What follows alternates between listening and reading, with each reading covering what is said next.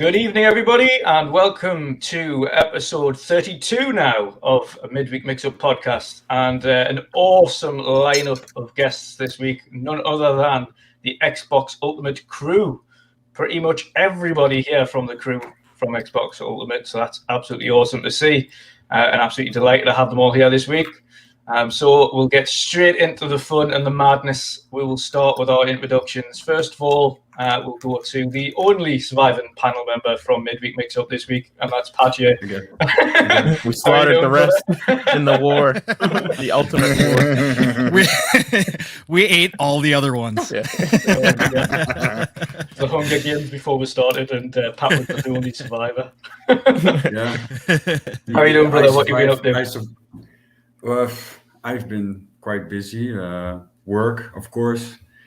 I feel like shit. I look like shit. So, but yeah, I'm actually doing pretty good.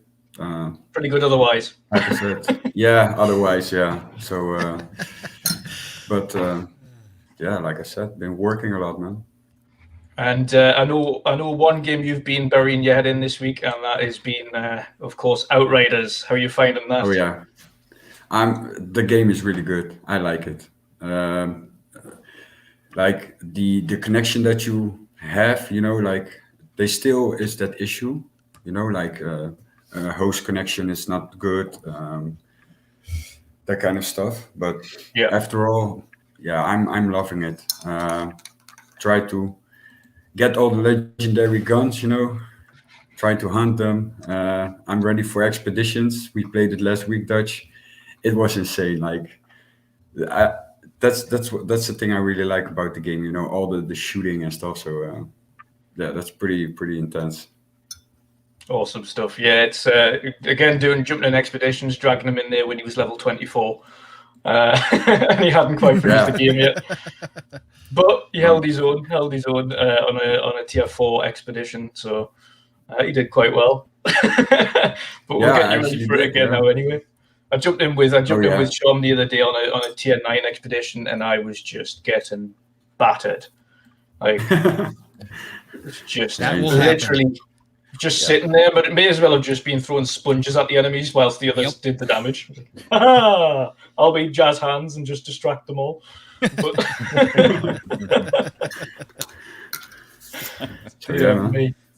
But yeah, it's been awesome. And again, I know you've tried to play other games as well, but that's kind of the one that's keep drawing you in. Yeah. I've played PUBG also the last few days with I think it was with Emil, with Vincent, his girlfriend. But still, I don't know. Like in my head, I was like, I want to play Outriders. You know, is there someone playing Outriders? Looking in my list for people, and I thought, oh shit, nobody's playing. I played with Marion as well. Thank you again, Marion, for also helping me through some parts. It was pretty awesome. So yeah. Awesome stuff.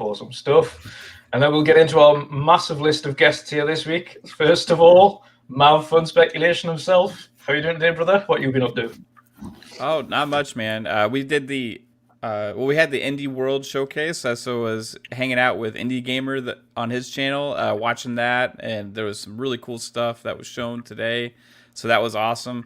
It's awesome that you guys you came up with this idea for our crew to come on your show. We are missing one, the Lady AF. She's got family she's got to take care of, so she can't be here with us today. So shout out to you, lady. But I know that you'll be there in the chat. So hello if you're there now. Hello if you're there later. Hi, lady. And Dutch, your support of our show and what we've been doing has been amazing. I've actually watched your show for a long time, and I've actually looked up and learned a lot from what you guys do with your production, your branding. You just have a good family atmosphere as well with you and your friends and everything, Pachu and stuff, and Forza Erwin, Shomberlon, all those guys. And that's kind of one of my inspirations for this crew that we have is just we've developed our own family, and it's amazing to be here mixing that up on Mix Up Midweek Podcast, dude. So wow, say that 5 times. So Yeah, other than that, just means been playing. I played Outriders too, dude. I cannot bring myself to go down a world tier. Like I will die 1,000 times before I go down a world tier, or I will call somebody and they will come and help me and carry me through. That's the other resort. I got Pong on speed dial, Steel Rain on speed dial. They'll come and carry me through if we need them. But help! Yeah, that's what it's like, man. But dude, it's got issues, right? It came out like a week and a half ago. You know what I mean? But like if people just judge it for what it is, the gameplay on that game is just so solid. It's so fun.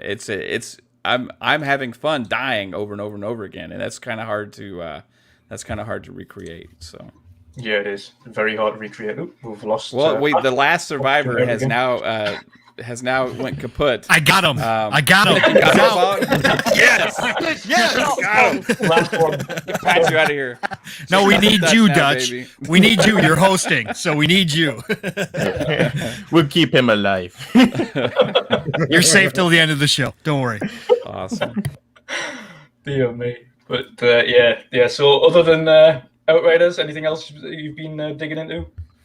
It's everything, man. I mean, Octopath Traveler, Yes.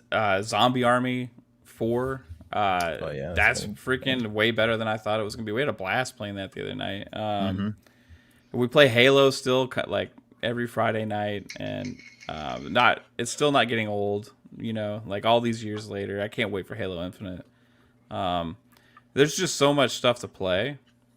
And I went, like last night, I went down and put a list together of all the stuff that's like, lady, what's up? Coming for 2021 that I know is supposed to be slated for 2021.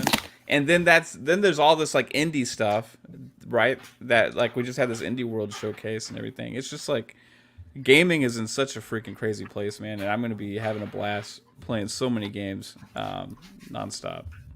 Awesome stuff. I completely agree. There's just so much coming out, and again, it's thankful. Again, not only do we have Game Pass, but we're a group of gamers that love not just your big AAA massive releases, but your indie titles as well, your smaller development titles and everything in between. So there is absolutely no shortage of games coming out for us. Oh yeah. If there's anybody that just focuses mainly on AAA titles, then potentially have a little bit of a wait, but. Other than that, Pong, you just keep taking them out. I know. I'm trying. He keeps coming back from the dead. I don't know what's going on. It's his Pat, PUBG survival skills coming through. Stay dead, Pat. Gotta do the elbow Pong. You gotta be like off the top rope. Next time he comes in there, give him the elbow. Oh dear me. 3-Bit, how you doing today, brother? It's good to have you on the show for the first time ever. How's it going? What you been up to? Lately I've been drawing a lot for different projects. Yes. I am creating a video for Mav. I really want to finish this video by Friday. Oh man. Because if I do, it will be legendary. But if not, next Friday, I'll save it. Lately, I've just been playing Outrider. Well, no, I have not been playing Outriders. I've been Don't playing. lie.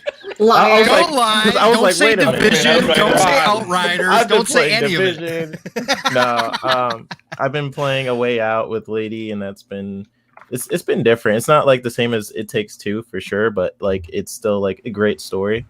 Yes. I've been playing Zombie Army with Mav, and that's about it. I haven't had like a lot of time to play anything else right now, but been trying. But it's been sparse of my games of lately. Every time I buy a game, artist though by trade, so obviously doing your art and things like that is very much keeping you happy and occupied as well as gaming. Yeah. So yeah, for sure. Right now, there's lots of stuff coming up the pipeline, but yeah, spill it. You cannot speak spill about. It. No, we try every time, Dutch. We try to get them every time, Dutch. Right. So he's like, no, I can't mention it. Can't mention it. It was like that. It's like that for a little while with Joe from Song of Iron, of course. When before he could talk about it, he couldn't say what he was working on or who he was working for until after he'd left. And he was like, "Oh yeah, it was 343, and I was working on Infinite." I was like, "All right, brilliant." Now I can speak about it. So that's understandable. But no, I'm looking forward to seeing whatever you're doing for Mav. I'm looking forward to it, and I'm not. How are you gonna play this on the show? I mean, I don't know. Is there some way? Maybe I give it to Kate from happening. Oh, go around. Oh, man. I got you. Yeah, I haven't figured that out yet, but bypass. Yeah, it's gonna be legendary. Okay. Well, I'm looking forward to it. And if it's when's your next show air? Is it going to be ready for that next show? I hope so. It's hard to know. Yeah, I don't know, because I'm also, I'm working too, and I want to make this. What's more important, 3-bit? Come on. If not this Friday, the next Friday for sure. Just be careful, because you know what I'm capable of. Is that a threat, man? That's a threat. Have like a war of just like music videos. Oh, yours is a music video. Okay. No, I mean, I didn't say that. You can let them get there you go. It's not, but it's good. Okay. All right, we'll see. Yeah, mate. Mav is challenging. You guys see this, right? Mav is challenging me. Yeah, slowly but surely. Yeah. Next up, Caitlin, of course, part of the double duo there with Mav. How are you doing today, and what you been up to? I'm good. I would say I'm Mav's way better half. I agree. I have been playing. Yeah, okay. I've been playing House Flipper. Speaking of smaller titles, they just came out with new DLC, Garden Flipper, and it's awesome. I actually just downloaded or reinstalled Rainbow Six Siege last night, and I was playing that earlier today, and I was having so much fun with it.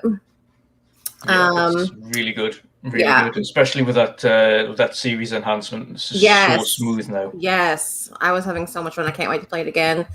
My new gaming PC shipped yesterday, so I will be streaming soon. Mav's gonna get me all set up. I've been working on my overlays and graphics and all that stuff, so I'm excited. And what else have I been playing? I guess Mav and 3-bit forgot, but we played some Dead Island the other night. Oh yeah. And we had a lot of fun with that. It was hilarious. Silly fun. Watch the stream if it's still up. You need to be 18 plus to watch that stream. Yes, you do. We had some fun. That's all I'm gonna say.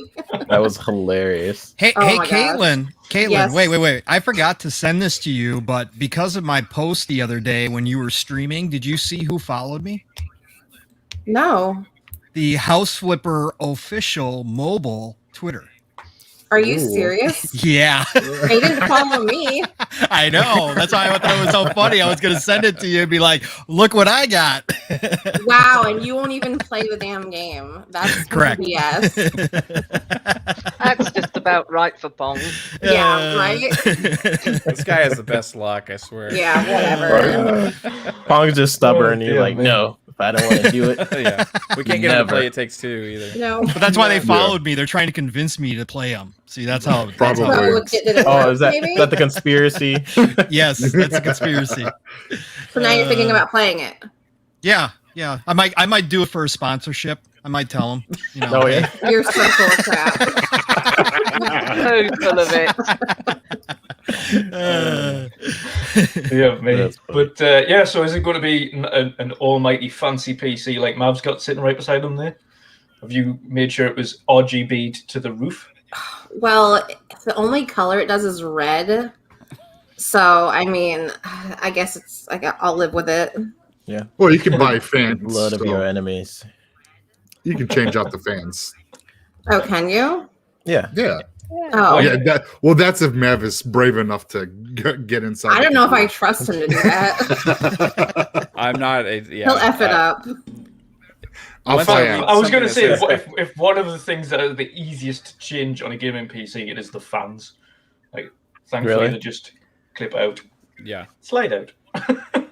Yeah. Anything that says it has delicate pins, I don't touch. Delicate pins. If it says it has delicate pins, Delicate, it's no. I think I- Caitlin's no. got delicate pins. I don't know. I was not really good at sliding things out, so Whoa. Oh,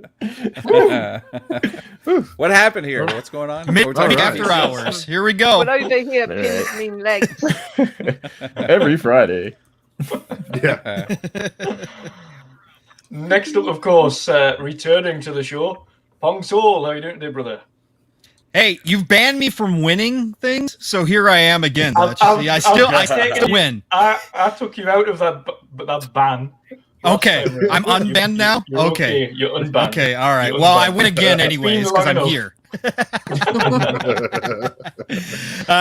Doing great, Dutch. It's obviously awesome to be back. You know how much I love you guys. I've known you guys forever. So, and it's just a pleasure to be here with my extended family on Xbox Ultimate. I mean, I can't believe it. It feels really odd, actually, because it's not a Friday night. So it's kind of throwing me for a loop here. But no, this is just great. But otherwise, been busy, man. 2021 is crazy for me. So it's been a lot going on, but I'm still getting a chance to play games. I've been playing a lot of Outriders. Actually finished the campaign the other night with Steel Rain. He popped in and helped me get through the last part of it because I'm like Mav. I hate lowering world tiers at all. Yeah. But I will tell you that the last boss, yeah, I lowered the tiers. there was no way. Oh no. There was the arse. yeah, there is no way because I was on world tier 11 headed towards world tier 12 we hit. And there was just no way because I did world tier 11 solo all the way up to that point, but got to him, and after about I think it was 10 15 tries, I was like, okay, I'm done. I just want to get through this at this point. Worst thing about that end boss as well is that it's in 2 stages and it doesn't give you a Correct. checkpoint between them. Oh, So if you lose, you start all the way The first over. stage is good, is fine. It's Yes. as soon as you get into that second stage, Yep. it's just shit. Yes, it's brutal. But love the game. That's the gate, right? What? That's the gate, right? The last mission. Yeah, I won't spoil for anybody, but yeah, it's where you got to finish off somebody. You get So- waves. You get waves of monsters, right? Yes, there's waves of monsters during one point. Yeah, yes. I've been there. I did Yes. it with Marion as well. We tried Okay. to. Try but to. It was. Yeah.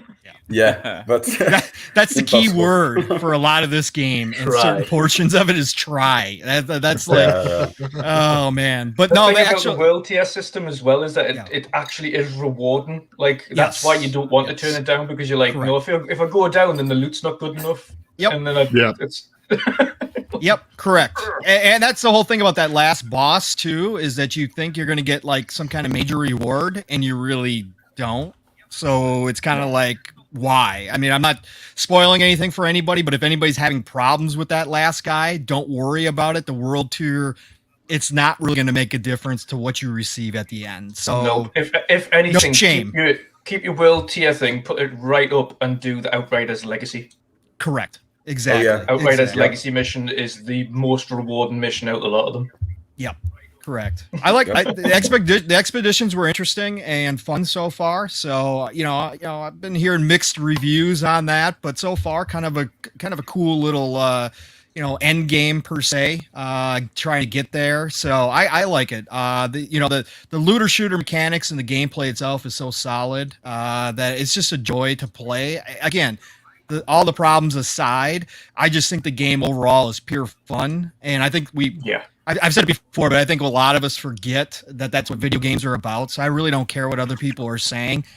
I love it, and I think it's great. So it's great solo. It's great with other people. This is one of those games that I'm glad it's getting the exposure because People Can Fly really have something good here, and I hope they get a chance to do a second one because Mav and I were talking about it, in party chat and stuff. Can you imagine this game in Unreal Engine 5, next gen only, with double or triple the budget? This game would be out of this world. I mean, it would be incredible. So I really hope to get another chance. Yeah. So, but other than that, man, yeah, a little bit of NBA 2K and you know, some other games sprinkled in there as well. I just fired up Dragon's Dogma Dark Arisen last night out of the blue. Love that game. I'm back into it again. I forgot how good it is, and I hope that leak from Capcom that we heard probably 4 or 5 months ago now is real, because that they're supposedly making another Dragon's Dogma. So just a great RPG, even though it was made 9 years ago. It's still really incredible RPG. So that's what I've been doing. Yeah, awesome stuff. Yeah. And there's a lot of things as well to look forward to, and a lot of rumors and things we'll cover off today as well. So. Golden age of gaming, Dutch. Fun. The golden age of gaming is upon us. Oh, it's incredible. Once again. Next up, we have Psychonauts. How are you doing today, brother? It's awesome to be on the show with you for the first time ever. So, how you been and what you been up to?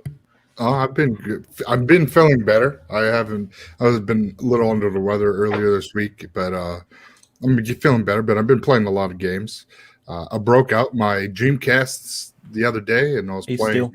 Nice. What is it? Tokyo Extreme Racer, and Skies of Arcadia. Shout out to Herta, because I know he's a fan of it. And what else did I play? On Xbox, I was playing either Dragon Ball Z Kakarot. Been playing a little bit of Outriders, but I haven't really played so much, because every time I try to play with somebody, everyone loses connection. So I just, I stopped playing it for a little bit just to see if they can bring out some patches to kind of fix that. What else? We played Zombie Army 4 with Mav and 3-bit, and I'm gonna probably play Code Vein later today, because I saw that. I was like, ooh, this looks interesting, kind of up my alley. So we'll see. Awesome stuff. And is there any games that are coming up very shortly that have really got you interested? Are you one that's going to go jump into one of these, either Second Extinction or? Oh yeah, I'm the Ascent. I'm excited for. Scarlet Nexus is like phenomenal. Looks amazing, and it comes out less than 2 months. So I can't wait for that game. Second Extinction, pretty much. I like everything, like indie titles to AAA bangers. So I play whatever's fun. I'm playing it. So yeah, exactly. Psycho and I got into it with the Ascent bot today. So on Twitter, so their social media, whoever runs it is fantastic. Awesome. They are. I've seen it a few times. Who was it that they told to keep cleaning? It was one lad on there that said, "Oh yeah, we won't give a release date yet. Get back to cleaning duties. Get back to cleaning, you indent." They call everybody indents. It's the best. Yeah. Well, I said that my buddy wants to frag somebody, and he's a degenerate. So, friendly fire. Shit happens. And last but not least on the panel, of course, Assassin Looper. How are you doing today? I'm doing well. Thank you very much, Dutch. It's great to be here on a podcast with you. Great. I've gone back to playing some Spiritfarer, trying to finish it up.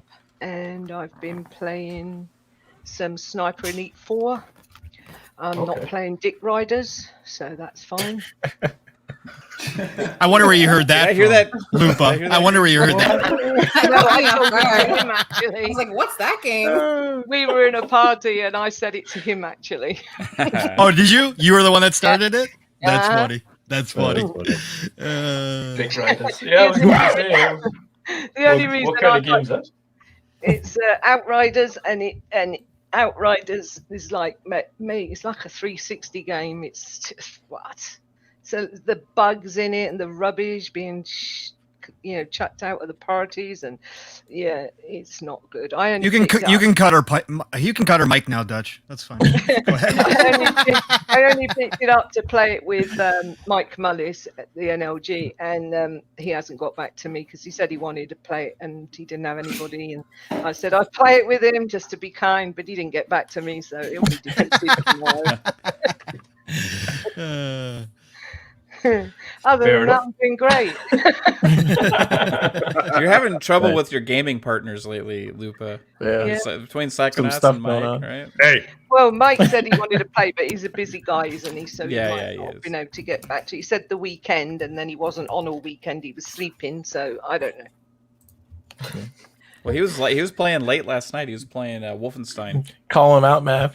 Yeah. He was. Throw him under the Yeah, bus. Throw him under the Wolfenstein. bus. He's been Yeah. playing with everybody else. I saw him playing. He and I were up till 5 o'clock in the morning the other night playing The stuff. day so. before he was playing. We were some, playing like, Outriders weird, just he's playing like yesterday. Genesis Noir, I think. Is That's what that fine was. by me. I can give it volleys. So, Awesome stuff. Dear me. And we'll eventually, we're 26 minutes in, we're done with the introductions. hey, you know what, Stubbs? We can get started. In Indie World, on Indie Gamers Podcast, Stubbs was in the chat. He's like, that intro is going to take 30 minutes. And he was right. All right, everybody, time for the outros. Let's go. all right. let's go. Hey, everybody. Can follow. Thanks for coming. So we've got time for one topic. So Yeah. yeah, me. But on the other note, first of the topics today was going to discuss the Kojima Xbox rumor. Of course, it was wild speculation initially when, of course, we seen the Ludens statue on Phil Spencer's shelf, and again, because we'd seen that many things on Phil Spencer's shelf at that point, we're like, it's either something or it's definitely nothing. So we're just going to take it with a grain of salt right now because it could be absolutely anything. However, following reports have shown that there is actually potentially some discussions going on between Kojima Productions and Xbox about a potential exclusive game specifically for Xbox. A project that they're working on. I'll start with Pong to get your viewpoint on this. What's your thoughts on the potential, and also what's your likelihood of this particular partnership going ahead? I say it's a done deal. I think this is in the bag. I think that this has been something that's been worked on for quite a long time now. I think this goes back to Phil's initial, conversations that he had with a lot of Japanese developers, and I think Kojima would have been high on his list. Obviously, probably at the time Kojima was working with Stadia on whatever project that was, supposedly, some kind of episodic horror game, according to what we've heard. So I'm assuming that was kind of in the works. But once Stadia was out of the way, I'm sure Phil moved right in and said, look, this is the deal. This is what we're going to give. Where we're at, because Kojima, 2 years ago was talking about how excited he was for the cloud and for streaming games, and how, people on their phones and their tablets and wherever they were going to be able to get, their hands on games. And he was excited. He said he had a specific idea for that. So that might have been something that Stadia, and he were working on together. But I mean, again, once that fell through, who's got the best, streaming and xCloud going around? I mean, it's Xbox, right? So it makes perfect sense. It is the these opportunities to grab somebody like a Kojima very often. I know he's a free agent, but he's been associated with PlayStation for so long. Yes, he's appeared on Xbox Stage 4, but at the same time, it's kind of, he's synonymous with Sony and PlayStation. So to have a chance where Sony is kind of, done with him at this point, if you want to say. After Death Stranding, they weren't very happy. To finally have a chance where Kojima is a free agent, I think you go get him. He's a big name. There's very few developers that on site, and Kojima is one of them. And so I think you have to go get him because he draws eyes to exactly what you want, which is the platform, which is Game Pass, and he brings interest. There's a huge Kojima following, and you don't like I said, you don't get these opportunities very often to go grab a guy like this. And don't forget about the smoke that's out there about the Konami IPs being available. I think that is definitely in play. I think Metal Gear, as an Xbox exclusive, being finished off by the original creator, Hideo Kojima, is a real possibility. And what a get that would be on top of everything else. You get whatever this pet project is that he has, whatever his new project is that he wants to do. And then on top of that, you get him back with his original baby, the one that made him the most famous, and you get it exclusive to Game Pass and Xbox. I mean, talk about blowing people's minds and talk about grabbing mind share and grabbing the attention and grabbing the media. I mean, even more so. I mean, they already are doing a great job of that, but you go do something like this, that's huge. You can't count it. There's a lot of people who, and I can hear the arguments. I'm not the hugest fan of Kojima, but I like what he does. But there's a lot of people who claim that he's overrated. That's fine. You can claim that. I can hear that argument. But at the end of the day, he brings people in. And he draws people to talk about what you got going on because he is so huge. And that's just in the West. Now, in the East, he still has pull over there. It's not as big because his games have started to trend towards a Western style. But he still is a big name over in Japan in the East. And we already know Phil wants that badly. And so this is one of those plays that you make right now. The bank is open. Microsoft's bank is open. Satya is all on board. You go spend all the money you need to, and you bring a guy like this in. So I'm all for it, and I think it's a done deal. What do you think the likelihood is on projects then being specifically older and not potentially maybe it's even new? Do you think it's also going to be much more than just a singular partnership? Is it going to be potentially with Xbox permanently? I don't think it'll be permanently. I don't think Kojima would be ready to give up that. Just with what he went through with Konami, I think he forced his way out to go get that freedom that he's always wanted, and I don't think he's going to be willing to give it all back up again with an outright acquisition. But do I think this could be a multi-game kind of deal where he's locked into Xbox, say for the next 5, 7, maybe even 10 years if he's got enough projects lined up that he wants to do, where Microsoft is just saying, here's a blank check, go do whatever you want to do? Yeah, I think that's a possibility. I just think that he's going to want some kind of out at some point just in case he doesn't like the direction, right? I have a feeling, and I think Phil and Xbox would give him that option to get out at some point if things aren't going right. I think they're confident enough that they can offer Kojima exactly what he's looking for to keep him involved and to keep him engaged with Xbox and Microsoft at this point, so that partnership, more than an acquisition, that partnership would be long-term, long-lasting. So yeah, I definitely think this could be a not only now but into the future kind of deal with Kojima. Awesome. No, I do agree with that. At the same time, I think if there was any kind of bigger deal with Kojima, I think Xbox could probably offer that as well. Yes. I think specifically based on comments from other studios that have been acquired by Microsoft, and specifically saying that one of the reasons we've come here is they've told us, listen, we're hands off to a point. Whatever is your project is your project. You've got complete freedom to do whatever you want to do. Just have fun and create what you want to create. I think that's probably one of the biggest drawing points for these studios to come to Xbox is they know that Microsoft are just going to let them get on with their work and create what they need to create. And if they need support, they have it in spades. Yep. And don't forget, Dutch, I mean, with Kojima projects, it's about the bankroll too, because this project costs a lot of money, and Microsoft and Xbox are one of the few remaining publishers out there that can afford to do what he wants to do, which is another huge plus for Xbox when Kojima's looking around. Without Sony being in the picture, there's not too many people that are going to be willing to open up the coffers. That's for sure.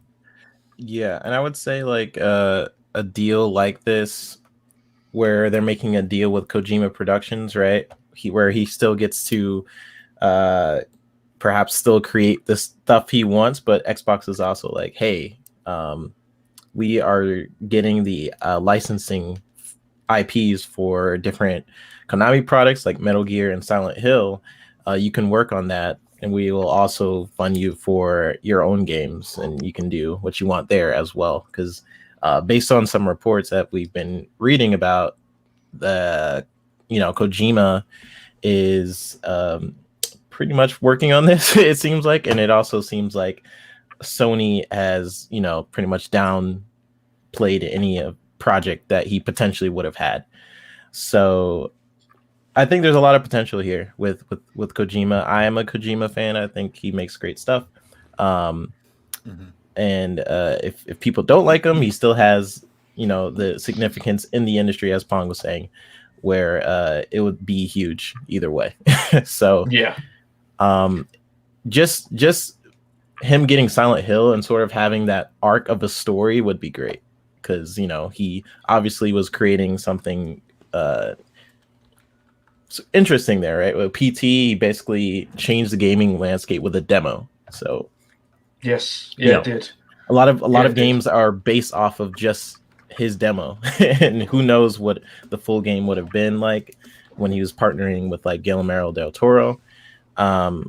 So I if anything, that's what I would be looking forward to in this potential deal, like the arc of a story of what it would have been like, what his vision could have partaken in with the purchase of all this stuff. Definitely, and it'll be interesting to see, obviously, with where Norman Reedus ended up on Death Stranding instead of Silent Hills, where it was meant to be in the first place. Whether or not, of course, you would then, and you probably will, just call back on him and say, right, Norman, let's get you back. Let's finish this. Let's actually get you in for the project we initially intended you to play. That's what it seemed like. It seemed like he brought Norman Reedus to the project because he was like, hey, I feel bad that we didn't get to fully work together on Silent Hill. I have another project in the works. I'm making my own studio. Would you be interested? And it really sucks for Guillermo del Toro because he's had multiple cancellations of projects that will never see the light of day. It wasn't just Silent Hill, it was like him doing Hellboy and a couple of other movies he was working on. So I felt like him and Hideo have a relationship for sure, and I'm sure he's such a good director as well, Guillermo del Toro. Yeah, so he felt bad, so he put him in Death Stranding. So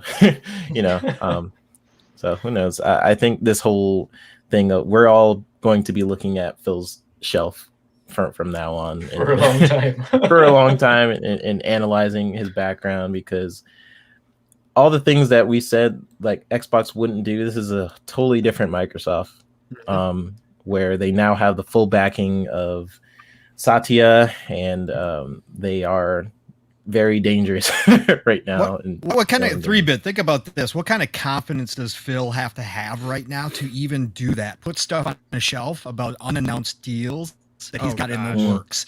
What kind of confidence does that show that somebody like that, who just 3 years ago, we didn't know where Xbox was going, or 4 years ago, we didn't know where Xbox was going. And now he's literally putting stuff on the shelf about future deals that nobody knows about, knowing that everybody's going to speculate on it, and have that kind of confidence that this is going to get done. I can go ahead and tease this.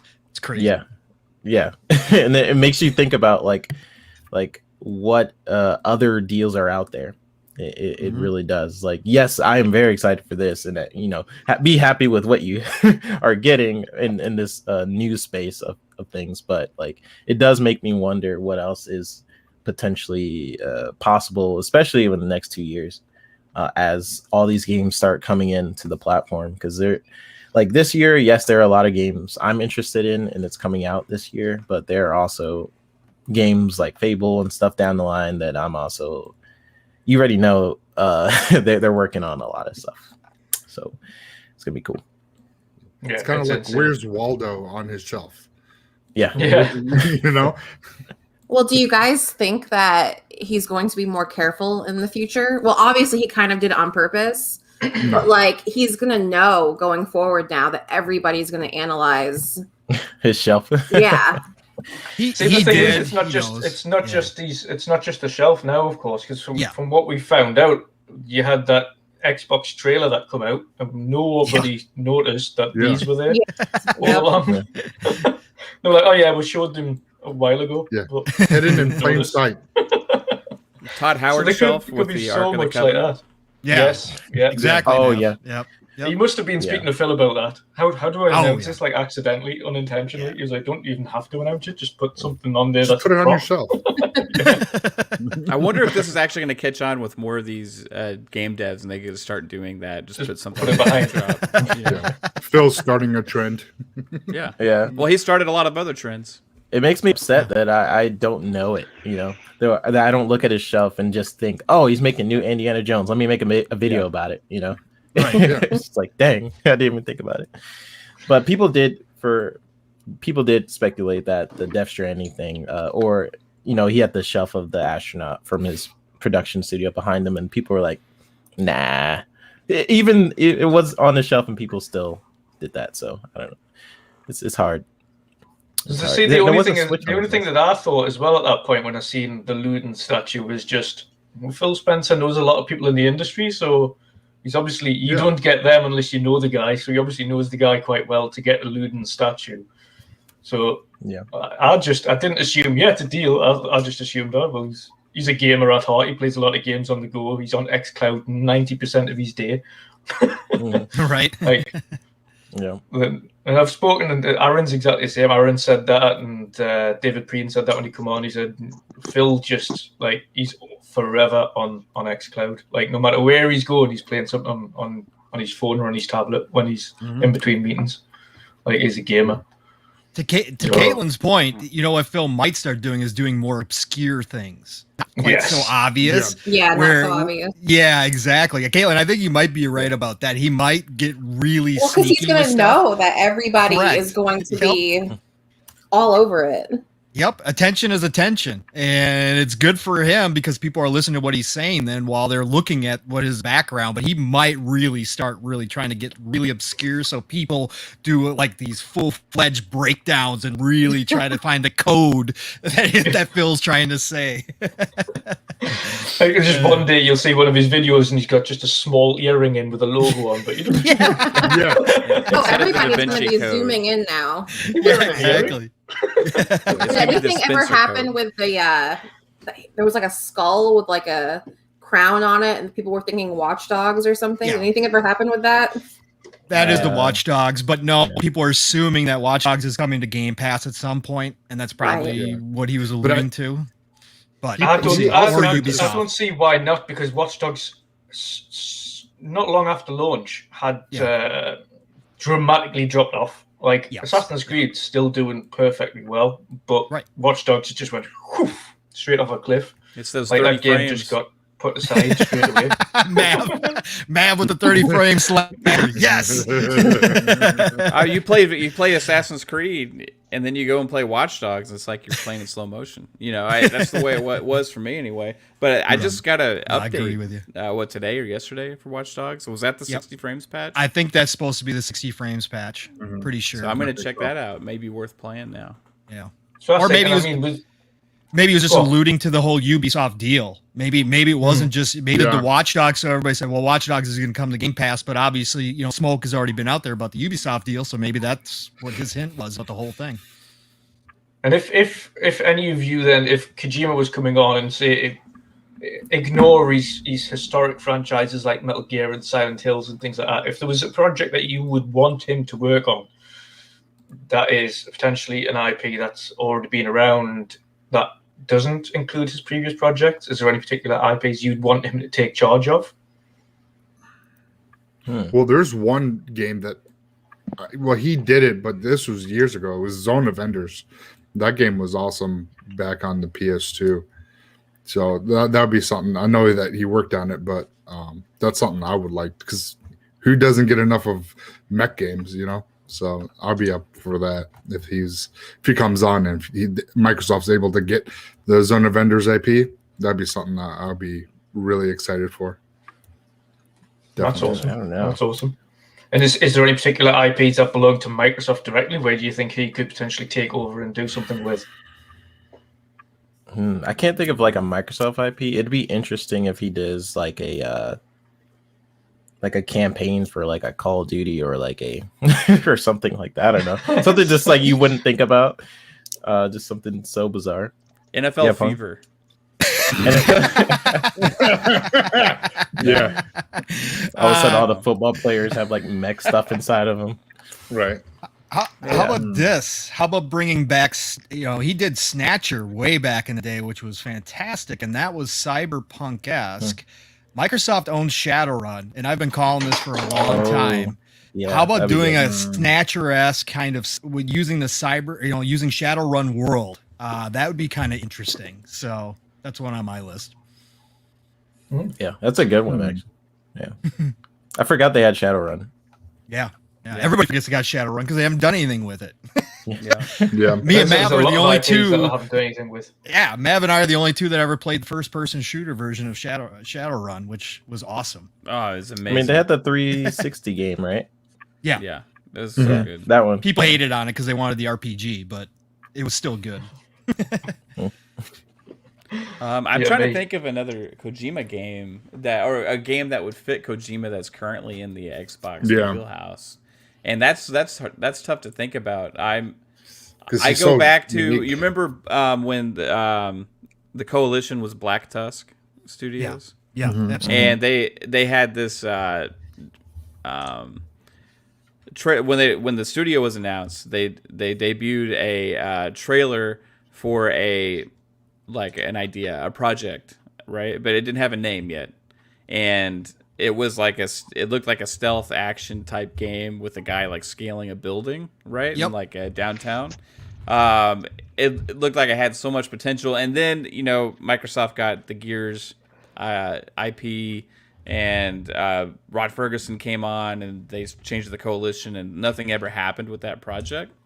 But I think if Kojima were to actually have a partnership with Xbox, it could also utilize developers within Xbox's family as well, right? So there was a lot of people talking about, hey, what if it was Kojima and then Avalanche, right, teamed up or whatever, right? Because there's some things there that could be cool. But I think if either the Coalition work with Kojima or let's say it's Avalanche or any of these other guys that are with Microsoft currently, they could get projects out quicker, right? Yeah. You could have him in charge of multiple projects, and I think you could have a family of games that are Kojima produced and directed on Game Pass, right?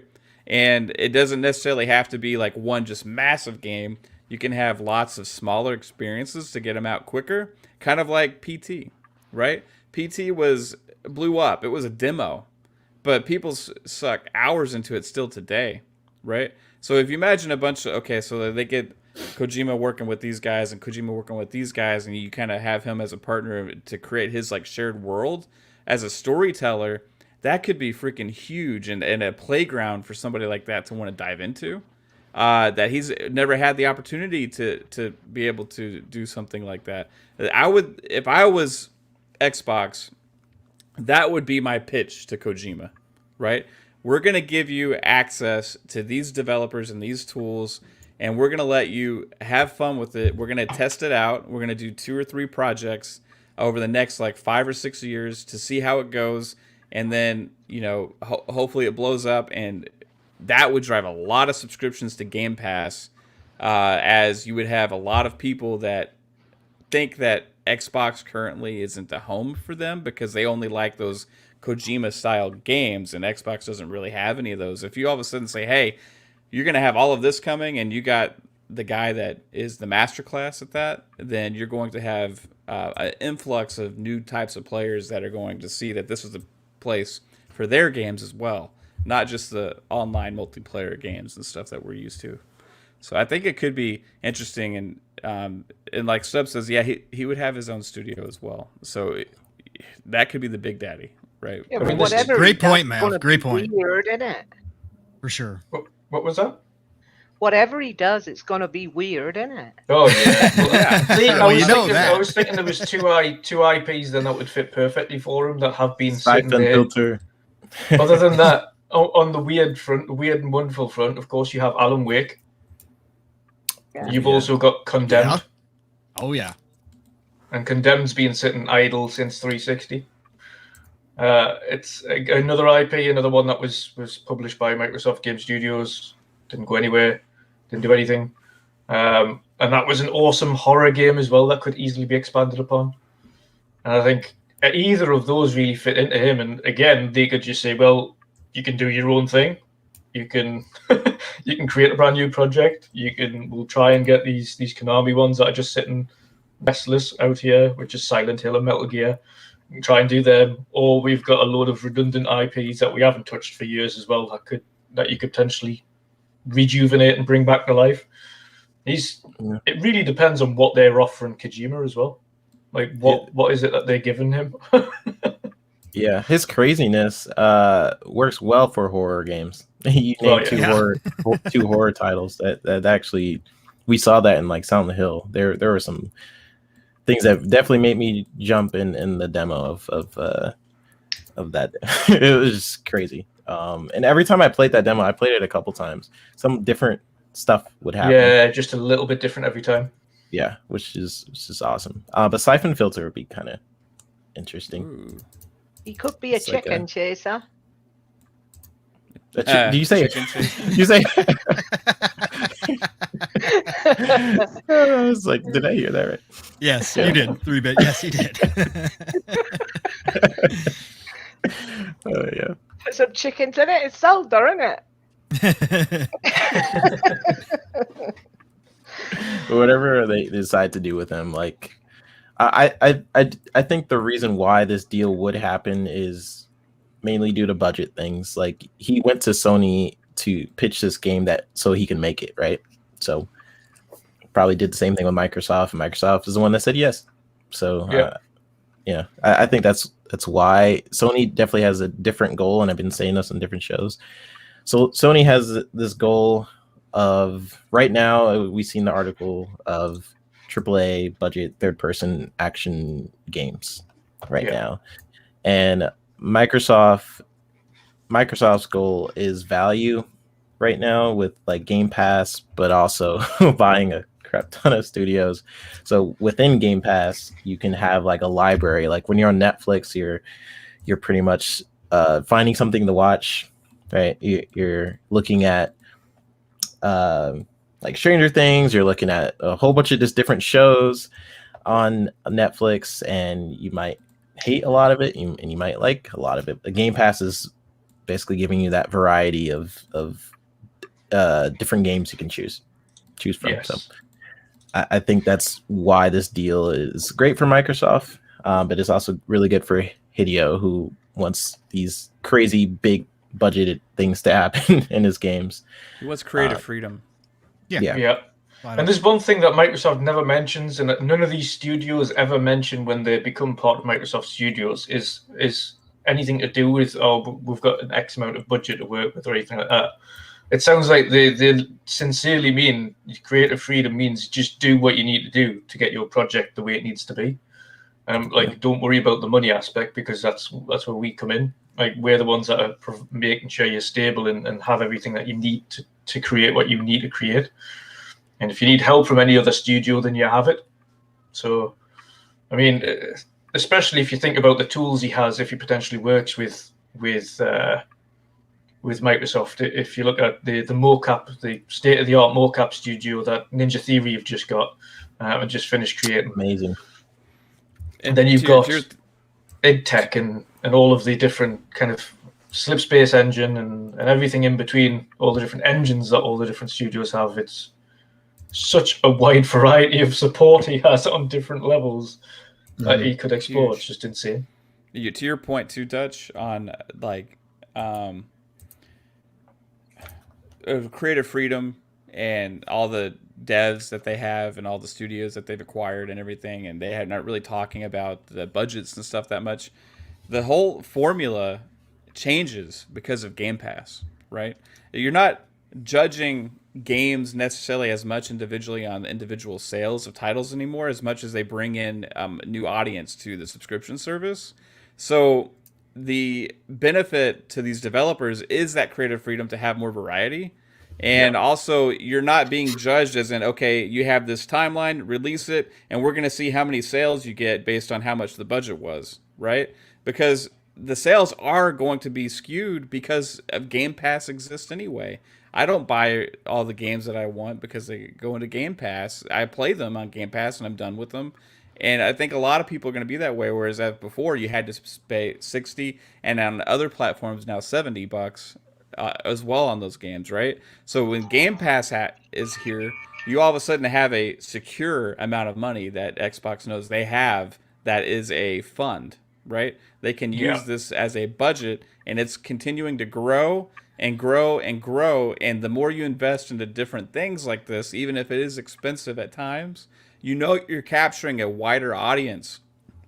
You know you're going after a demographic of gamer right now that doesn't necessarily sees your place as the place for them. And if you actually make a deal like this and you grab those guys, all of a sudden you have even more people subscribing. And once they get into the ecosystem, then they start playing all these other games as well because, hey, it's at their fingertips. You know what I mean? Then they can play them on xCloud. They can play them on mobile. They can play them on their TVs and set-top boxes whenever those come in. So you have this whole ecosystem that Xbox is building with Game Pass that completely changes not just how we consume games, but also the way that they look at funding the projects that they are developing and bringing in consumers. So you can't think of like, hey, this is going to be a waste of money because it's not it's about mindshare. It's about marketing. It's more than just how much is this game going to cost us. It's how many people is this going to bring in to our ecosystem, right? Yeah. Completely agree. It's also pretty awesome to see that last week Erwin retweeted a tweet from a guy from, I think, China, if I'm correct, or Korea, I don't know. And you see that people are also getting the Xbox Series S, X, and they are having the Game Pass, and they are really, really positive about it, and they really like it. So it's so awesome to see it's also growing right there. So and that's like you said, Matt, like you get more people subscribing and getting into the ecosystem as well. So it's pretty awesome to see. It's growing. Like you say, it is wild to see specifically the Asian market growing, and you didn't notice it at all last gen, especially near the end of last gen. Like the Asian market was non-existent, especially on Twitter. But like this first 6 months of this generation, you've just seen more and more Asian Xbox Twitter fans and things like that popping up, saying here's the console, and then loads of them saying, where can I buy it? When can I buy it? None of them are in stock and I really want it. And then every time they upload a picture, it's always that with Game Pass. And then just showing how many games they've installed straight away. Like they're all just installing so much. They're just like, it's just not enough. I don't have enough storage for the amount of games. It's insane. Yeah. Developers love Game Pass. Even if people that work at said studios love Game Pass. and the thing is, like with Twitter and Twitter is like it's not the demographic people should always look at for how the industry responds to things. I think people always look for the best value wherever you can find it. I always use the analogy like the mom that doesn't know much brings a kid to GameStop or something, and then they're like, what can I get for like the most, bang out of my buck? And then they choose Xbox and Game Pass because that's right now the best value in gaming, in my opinion. 100%. For the price of Game Pass for a year, you're paying for one game on any other platform, essentially. Yeah, especially if you stack it up and you get some crazy deals like online and just keep getting like years worth. I know some people have like 2 years worth of Game Pass and they're set. Oh yeah, Pong. Hey, Pong. Yeah, yeah, so it's great. Game Pass is definitely good for developers and it's good for consumers. It's good for developers because they're getting more engagement in their game. Like people think that because of Game Pass that they're not going to buy these games or they're not going to have as much sales, and that makes sense. Like if you think about it as a basic way, then you would say, yeah, that makes sense. Yeah, not many people would buy it because they're getting it for free, but it's actually from like a surface level. That makes sense. Yeah. Weirdly enough, it's the opposite. It is the exact opposite. Yeah, especially Outriders. That's what I use as example on Ultimate. But like that is on top Game Pass top seller. You know, and that's happened a couple of times. So it encourages people to buy more games because you know, the Game Pass, you're like, oh, I'm saving money, so that means I could pour this into something else. Yeah, I think that's the mindset. I don't fully know how that. I was going to say, right, the guy in charge of the production company, the distribution company, Wire Productions. You'll have seen him on Twitter quite a few times, but he's said countless times the games they've put on Xbox Game Pass have actually had either 3 to 4 times the sales that they would have just from going into Game Pass. It's actually quadrupled sales numbers for them. Yeah, which is insane. So just being in Game Pass, they've ended up getting 4 times the amount of sales that they have before. Yeah. So and I think I could say this. Xbox is having to turn. I know. I'm being very careful with my words. I think warning him, Mav. Just let him flow. No, Freebit, go get some wine. Freebit, go get some wine. Go get some wine. Just let it go. Here's the thing. Just let it go. Xbox is having to turn some studios down because of the influx of applications they're getting in Game Pass. Yeah. That's how like crazy it's getting. They're having to turn some people down. And, I mean, it's what's really crazy is, and everyone else will have seen that post now. And again, in the UK, baseball's not big at all. Yeah. But seeing that photo of Xbox at a Major League Baseball game advertising MLB The Show is just nuts. I saw that. I was like, what? Yeah, I was like, it's all over. Money talks. Money now. talks. Xbox has come a long way since the Xbox One era. Yes. This ain't 2013 anymore. I'll tell you that. Nope. God of War Ragnarok Game Pass Day 1. No, that'd be a great deal. That would be insane. Yeah, I think my computer would explode if that happened. With just it's the meltdown and cries. Definitely not happening. Just start taking a long walk, pondering life. Oh, man. I also am I in right now? You know. Do y'all feel like this is all too good to be true in a way? Like with everything that's going on in Game Pass? So. It's seriously almost though, a dream. it's like glass is half full, not half empty. Well, I'm 100%. But like, it's like sometimes it's like, okay, what's the catch? You know what I mean? There's like, you're right, Mav. You're absolutely right, Mav. Sometimes it does seem that way, just because it's crazy to think that they've created the perfect platform that makes everybody in the industry happy. Whether it's the consumer, whether it's the dev, whether it's the publisher, whether it's Microsoft, everybody is happy in this. Right. It's win-win-win-win for everybody, which doesn't happen very often. No. So, like you said, there always seems to be some kind of catch, but and in this case, there really doesn't seem to be any. Right, I can't find it yet, and it's been like how long has Game Pass existed now? It's been over like almost 2 years. 3 years. 3 years. Yeah. So 3 years. I mean, it's been going on. It keeps getting better and better and better, and now we've reached the world where third-party AAA games are dropping day one in Game Pass that Xbox had no deal in making, right? And we've seen the indie games do that for a little while now, like Spiritfarer, Carry On, and some of those things, right? Yeah. But now it's a new world.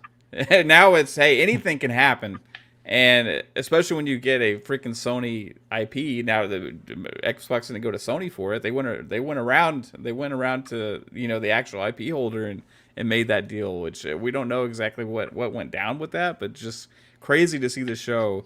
One of my favorite sports franchises. Like, I'm a sports gamer. People don't really know that about me because I've been playing a lot of sports games the past year, but like, big time sports gamer. Like, I bought in PlayStations before just to play the show, right? Yeah. This is a huge deal for me because I've always wanted it on Xbox because the Xbox Online was always better, especially like back in the 360 PS3 era, not having party chat on PS3, but I had to go play the show on PS3, right? Like, just that ecosystem that Xbox has just felt like a better place, right? And having the show, I always wanted it, and we lost. Remember, we had MLB 2K, which was a good game, but it wasn't as good as the show. And we lost that, and we were without a baseball game on Xbox, like a legitimate one, right? Yeah. And now we have that, and to have it on Game Pass day one, it's a Sony game. It's insane. And then you got Outriders day one, and the questions and the rumors that are going on around right now about other huge AAA first-party games dropping in Game Pass day one. It's just like, and that's not including Microsoft stuff that we already know exists. We already know this stuff exists and is being developed and they're pouring money into. And this indie games that keep happening, like, what world do we live in now to where this is actual reality that we get to play all these freaking games for $14.99 a month? Like, it's insane. Like, it has saved me so much money, dude. It's really unreal. Since they are the industry leader in Game Pass, of course, Sony and potentially Nintendo, I don't know, probably not, I don't know, are going to be looking at Xbox, right, and how to do Game Pass. But since Xbox is sort of leading the way, they are going to make mistakes. That's what Sony is really good at, waiting for someone to make a mistake, and then they do something like, "Hey, look at this." We already see. But then it comes down. Then it comes down to being able to do that on a part where you have enough financial backfall to be able to support something. Because Microsoft is a $1 trillion company. Game Pass will be good now and going forward, but those initial investments in the first 3 years would have been like, Game Pass is good, but we're not making nothing on this. Like, we're still waiting to return this investment and actually turn it into some kind of profit.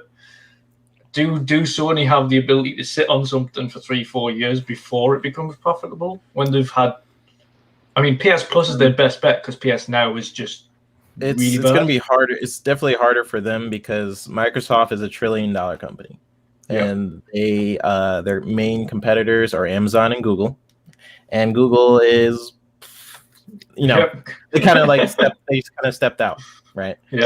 Once that was the weirdest news to me. Oh, because of the Bethesda deal, we're canceling some studios. That's still really weird to me that they did that, but they're still Amazon. And the reason why have you seen the Amazon thing with now, which Amazon Alexa and everything like that now works with Game Pass and Series X? I see a lot. I mean, Amazon has, remember, they have Twitch and stuff. They have a lot of potential to do things because of how much money they have to buy. And they've got so much money as well. Yeah. And that's pretty much what it's all about.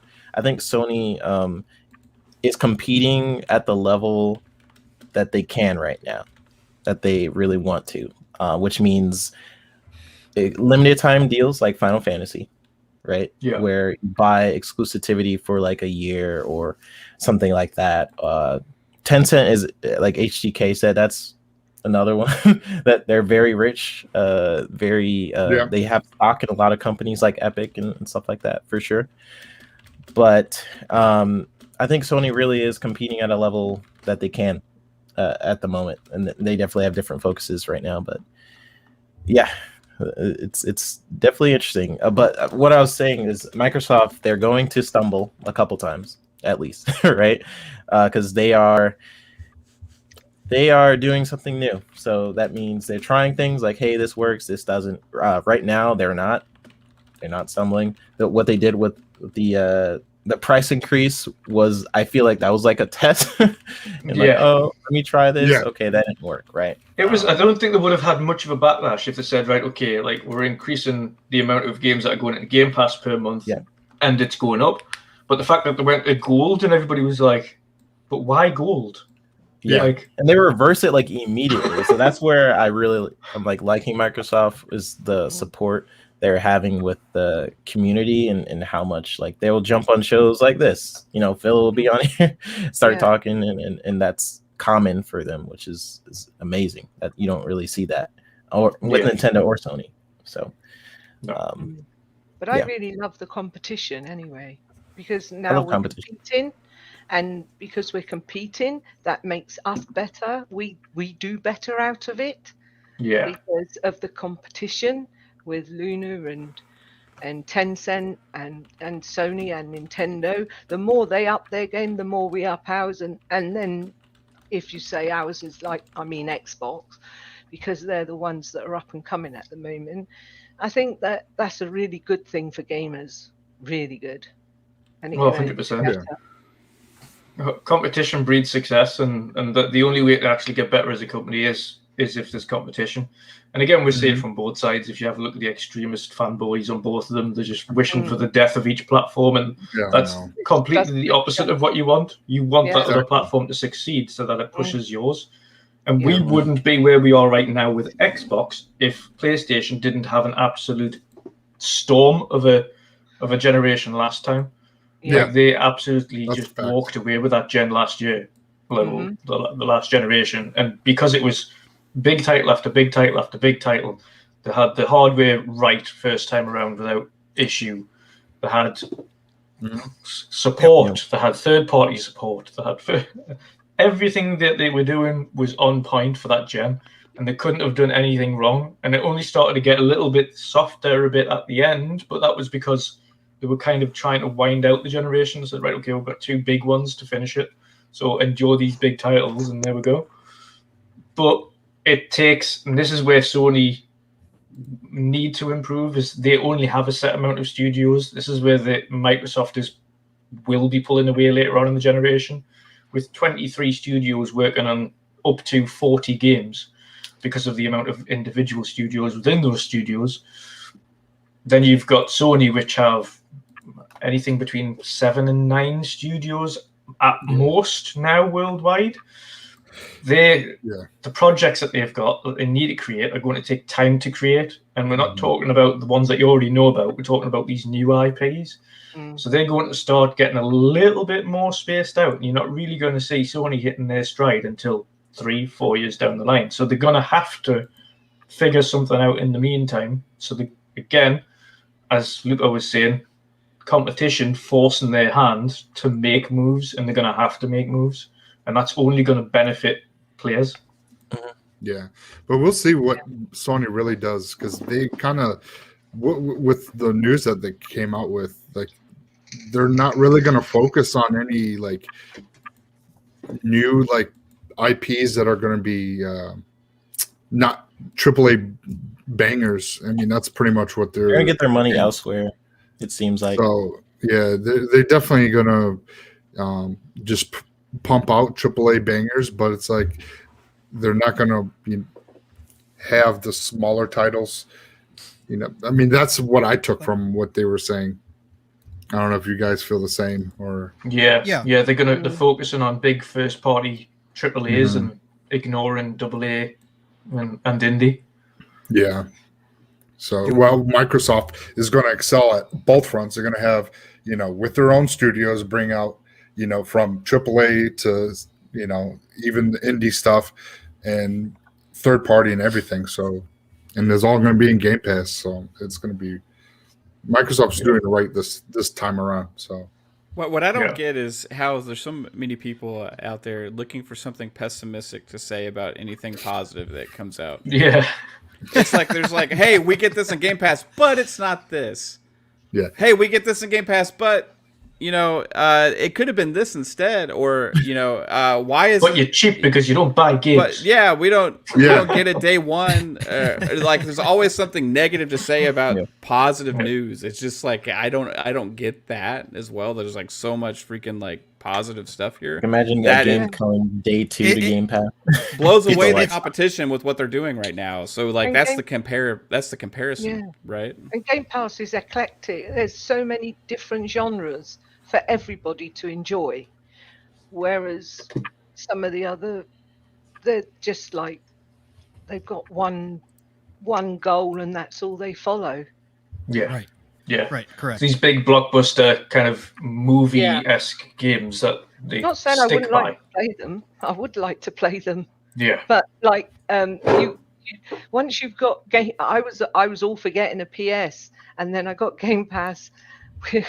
It's just like there's no room. I've got no time. I haven't got time to play all of the games. I love my indies, and I love obviously Assassin's Creed and stuff. And I just think, but if I got another console, I'd be so torn.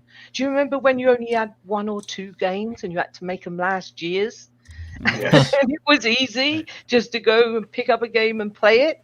And now you're there for half an hour to an hour trying to fathom what you're going to play. It's just mad.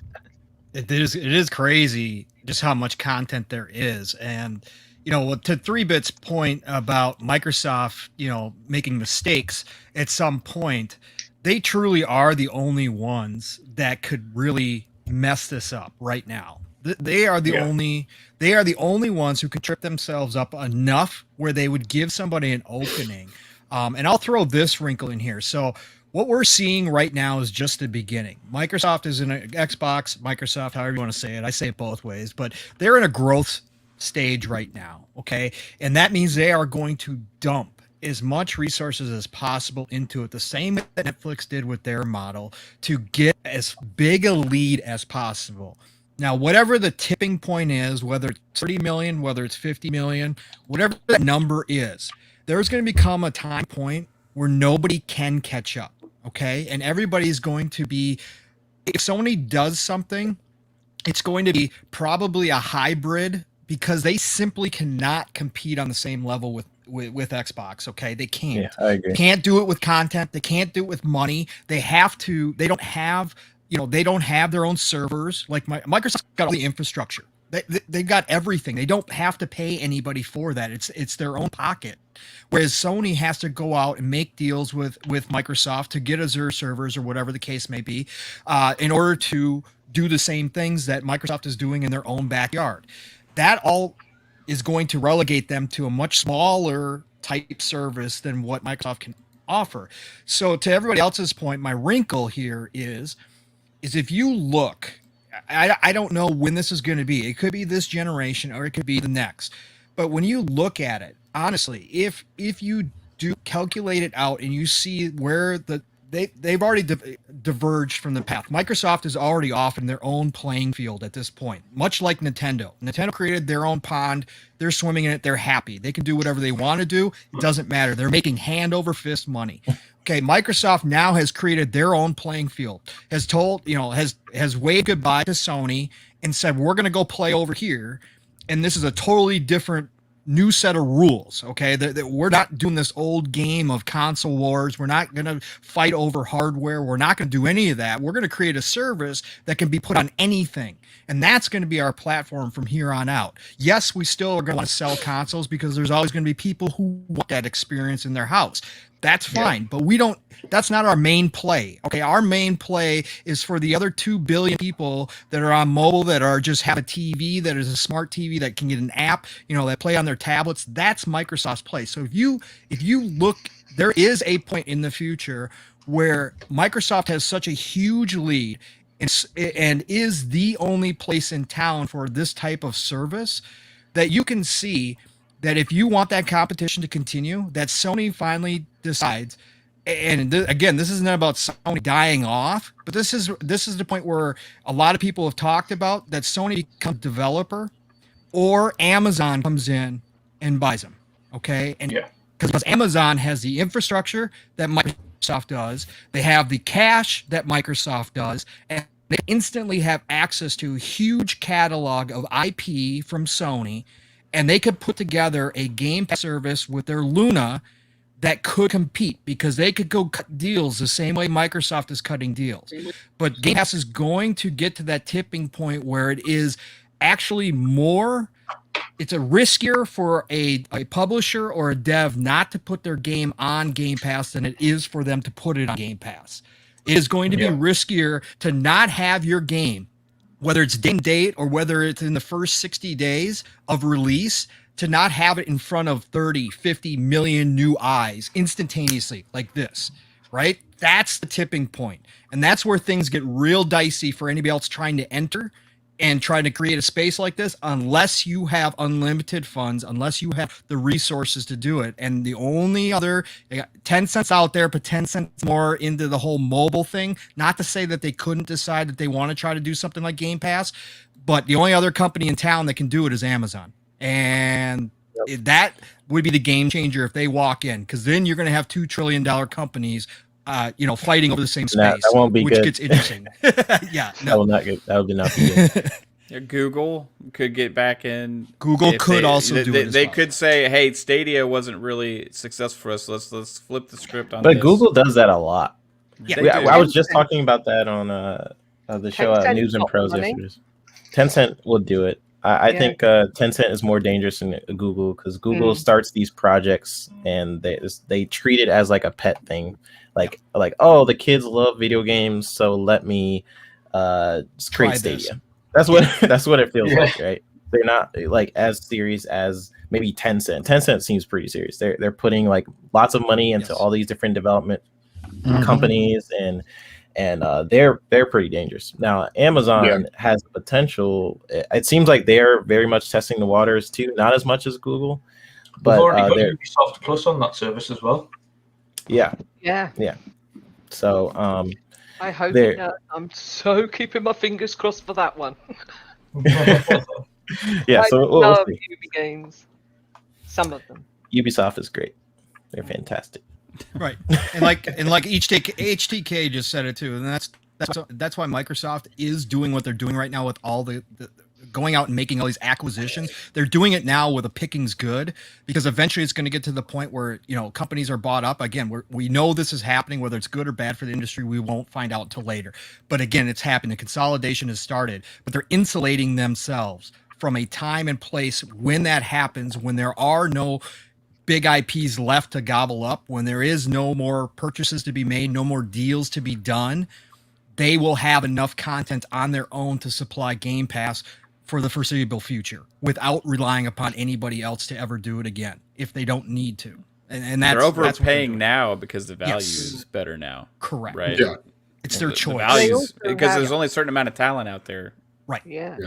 Like you only have a certain amount of AAA tier devs, right, out there, big dev studios that already have a system in place of creating these world-class games. It's hard for these big publishers like Microsoft. You see them, they haven't had the best track record of upstarting their own studios from scratch, because you lose that character of like the creator that originally started it, like because he had a passion and a dream for creating a game studio, and they started with 2 or 3 guys, and then they grew to 10, 15, 20, then they grew to 100, and then their big AAA game was a huge success, and they got onto the next one. And that's the story of these huge AAA devs and guys like Todd Howard and things like that. And there's only a certain amount of people out there like that, right? Only a certain amount of studios out there like that. Now, there's a lot of smaller ones that deserve investing in, right? And there's also ones that have hits and misses, right? And those are worth investing in as well. But if you go after these ones that are available now, like Pong is saying, you have succeeded where other people are going to be trying later. You're ahead of the game. And Microsoft with Game Pass has been ahead of the game the entire way, because they have created it, right? So everybody else is going to be playing catch up. They got a huge head start. We'll see if Sony can they got to figure something out. right? The strange thing is, though, is that Sony actually have a deal with Microsoft to use. Yes. Why did they choose Microsoft? But they're choosing not to. They're actually choosing not to use the Azure servers. Yeah, they're choosing not to use it. It's weird. It's some of the decisions are baffling still, but I don't know. I mean, I'm not a big business guy like those guys are, so I don't understand some of that stuff. But like, as far as like Sony, if you don't, they'd have to rectify some kind of system, and whether they're gonna go out and get help from somebody or they become available. If they want to stay in this space, if you think 2 years from now, 3 years from now, their games are dropping day one, $70. It's gonna be bad. That's why I said 2 years from now is gonna be really bad, especially when they get a flow, because they have people say like 25 studios. It's actually like 30. Like I said this before, because there's teams within teams and stuff like that.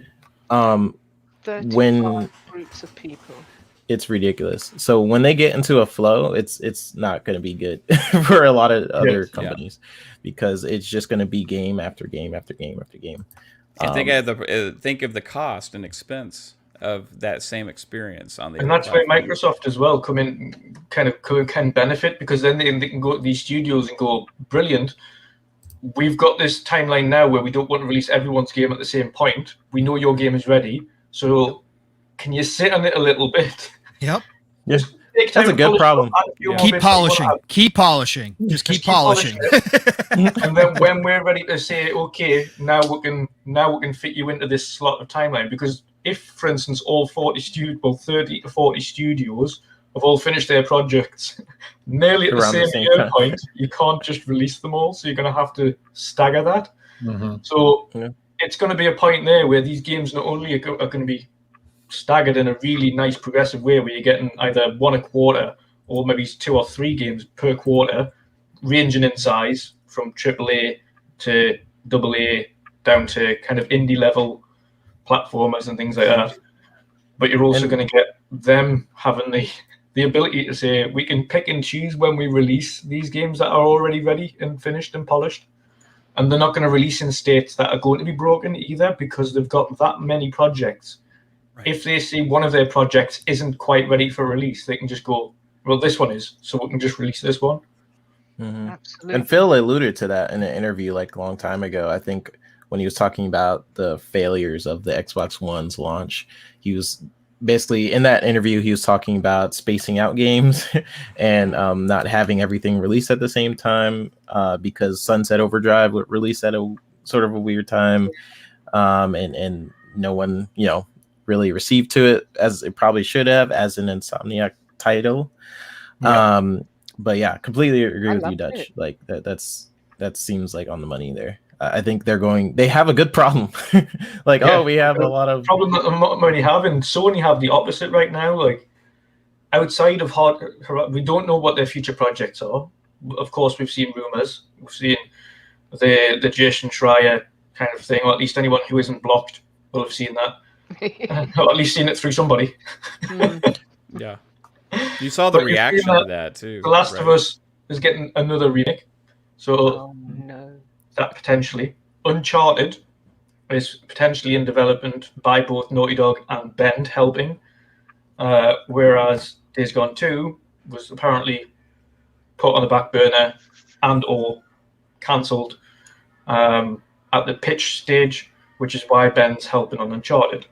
So even if you're looking at that, you've got Horizon Forbidden West, God of War, Last of Us again, and Uncharted again. These studios don't want to work on these. Well, games. No, I mean, they said, I think it was it Naughty Dog? Naughty Dog themselves. Yeah, they just said that they want to work on. Yeah, they wanted to work on Jack and Daxter. Like you're making a studio like Ben who probably wants to create something like a Days Gone 2, or maybe a brand new thing, and then Sony's like, that's nice. Can you work on Last of Us, the remake? It's just kind of the things people were going to accuse Microsoft for. Like, and to be fair, I get it. Like early on, where they were basically saying like, Microsoft, hey, they're buying all these studios and they're going to take away their creative freedom. That's kind of the opposite is happening because of how much money they're pouring into the studios. Are kind of leaving it alone. Whereas Sony, because of the sort of the budgetary things that they have going on at Sony, is they are in a situation where they are relying on those IPs that they have because they know they're going to sell well. Yeah. And so, you know, it's an interesting problem to have. Those games are amazing, and you know, I love God of War and and those titles for sure. I think the main and interesting problem that they've got this year isn't a positive one. You've got Ratchet and Clank that's releasing. You've got, of course, Deathloop and Returnal, of course, releasing this year as well, and very shortly. Of course, we know Deathloop was pushed back a little bit. But in the fall, when Halo releases, you haven't got any confirmed releases to counter that. And as a company that's trying to win a holiday season for sales and units and whatnot, Microsoft might not be class that as a competing service because they're going down a different route, but Sony surely still are. They still want to win that holiday season. Yeah. And they don't have, like, I still don't see Horizon or God of War making this year. No, I just don't see it. Well, let's say they did, right? You have so God of War Ragnarok, Horizon Forbidden West, Ratchet and Clank. Gran Turismo was rumored to be this year, but I don't think that's going to happen. No, look, it delayed till next year, didn't it? Yeah. They delayed it till next year, I think. Yeah, Deathloop and Returnal, right? What about Ghostwire Tokyo? Is that now next year as well? Ghostwire? I seen King talk about that. That was hilarious. He was basically saying like that Phil is intentionally delaying those games. Okay, so those 7 games though, if you were to spend your money on it, assuming they're $70, $490, $490, right? Yeah, $490. Now, Deathloop and Ghostwire Tokyo are going to be on Game Pass eventually, right? Yeah. Forza is part of Game Pass. Halo is part of Game. My point is, okay, that's the exclusives. Some of the exclusives we know about right now for PlayStation coming in the next year. You think about your wallet. Think about the value. Okay, compound that over years, 2 years, 3 years. You're talking about hundreds or thousands of dollars over a few years, right? Spending money on games. Whereas on Xbox, it's a simple $14.99 a month, and you know you're getting a bunch of huge exclusives. That's the problem that Sony's got to figure out. Now, games-wise, they're making amazing games. Nobody can say that they're not making amazing, world-class, first-party stuff. That's worth purchasing. And I'm not saying it's not worth purchasing. Those games are worth $70, most of them. But if you're a person going to the store trying to make a decision on what console to buy for your family, and you're thinking, okay, this is costing me $500, this is costing me, okay, these 3 games are $210, okay, so that's $710. And then on the other side, you have Xbox Series S, is $300, or Series X, that's $500, and then it comes with Game Pass free trial. You know, it's $14.99. You know you're good. You don't have to buy a game for it if you don't want to, and your family is set. Yep. That is the problem they're going to have this holiday season, and especially going into the future holiday seasons, unless they figure it out. And that's why they also have started giving away those games, and that's because of that competition. That's why they've been giving away, hey, when you sign into PS5, you get 10 free games. And that's why we got Avengers just hit PS Now and stuff like that. They're trying to step up their game because they know the writing is on the wall 2-3 years from now. After all of these titles start coming out, the money is it's just too much of a gap. There's too much of a value gap. And in business, if you have one option that is even semi-equal and it's way less costly, people are going to go for that because people like money. They want to save their money. Well, right? the thing is, they've got a solution in front of them, and that is PS Now. They've also got the solution to fix their server problems and not have the games stream at 720p, and that's Azure. They're choosing actively to not use Azure, which would fix those issues, be able to stream those games at least far better than they currently are, which is still Nepal and very laggy service. which is not laggy on the game front. It's more on the actual button prompt front. And you're pressing buttons, that delay in actually getting that to the game itself is in an unplayable state and has been since it launched, especially for things like first-person shooters, and that's not been rectified since PS Now was in inception. And again, Game Pass didn't start by launching big first-party games in it day and date. Game Pass started with titles that had been out for a little while and started to build up the service and build its subscribers and slowly but surely bring games into it. Yeah. The following year, they then said, okay, now we're going to put all first-party games in Game Pass day one. And that was like, okay, fair enough. Yeah. But PlayStation, I don't think, understand that if you increase that 2 million sub count that you've got for PS Now and you take that to 5 million, then it becomes justifiable for you to bring your subscribers games day one. You don't have to put them all in day one. You can just say, right, okay, we can afford to then put first party in. And with a user base that they had of 120 million, they had a perfect opportunity to provide a service that would rapidly increase. Even if they got 20 to 30 million subscribers on PS Now with a service that was akin to Game Pass, they would have already made up the development costs anyway for the games that they create. They've got their own problems that they could resolve because they have the tools to resolve it. They're just choosing not to. It's a really weird situation. And I mean, it's the weird leadership going on. But we already know that the cloud is probably going to get even better because Microsoft just bought ZeniMax. ZeniMax had Orion technology, which is like cloud streaming pretty much for games, and the technology in that was already incredible. You already know they're probably going to combine that with Azure, or maybe just put it for xCloud.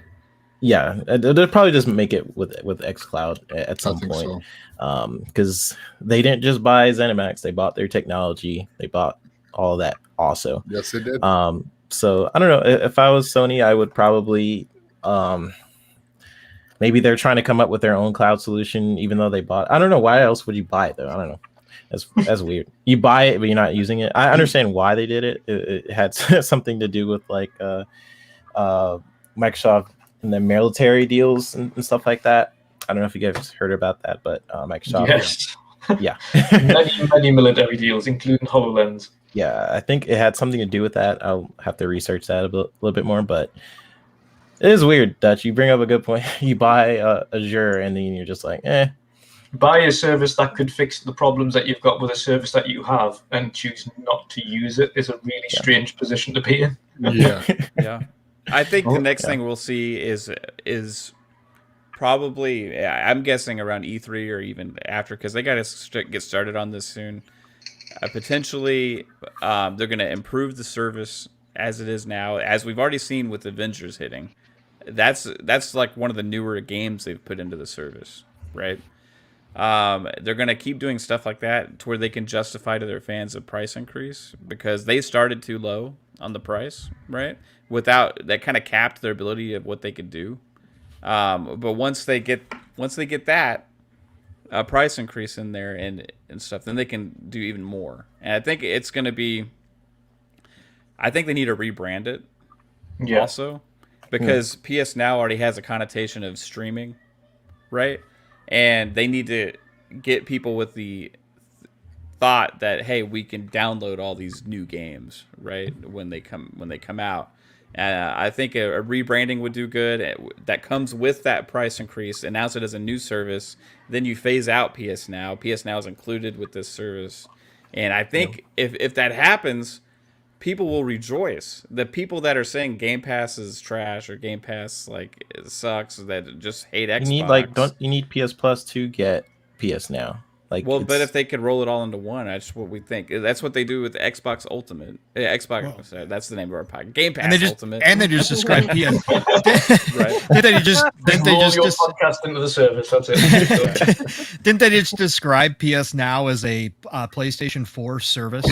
Didn't they just make that statement? recently. Something like that. Something Yeah, like that. so. I think I heard Yeah. that. So I think they're starting to differentiate that. It's a great point, Matt, because a rebrand is something that they would have to do. I think they need to because the connotation of it is nowhere near. It's like, okay, a crappier, way less version of Game Pass is like kind of how a lot of people see it. Another fun thing that they've done with it as well is those games that you mentioned that have went into the service, both Borderlands and Avengers, are completely. They're only PlayStation 4 versions, and if you have a PlayStation 5, you can't play the PlayStation 5 version of that game. You have to just play the last gen version, which is really backwards. Like, it's really bad. It's clearly a model based on the previous platform. So if you're using PS Now, you can only play the PlayStation 4 versions of it, regardless, no matter what platform you're on. And I don't think they can change that. I think because it's a universal service and it's not downloadable content for the vast majority, out of 800 plus games, there's 340 you can download. Then people really downplayed smart delivery until we're starting to see why it's important. Yes. because it's smart delivery to people. They don't understand it's not just you get the upgrade. It's the seamless transition of how that upgrade has went on.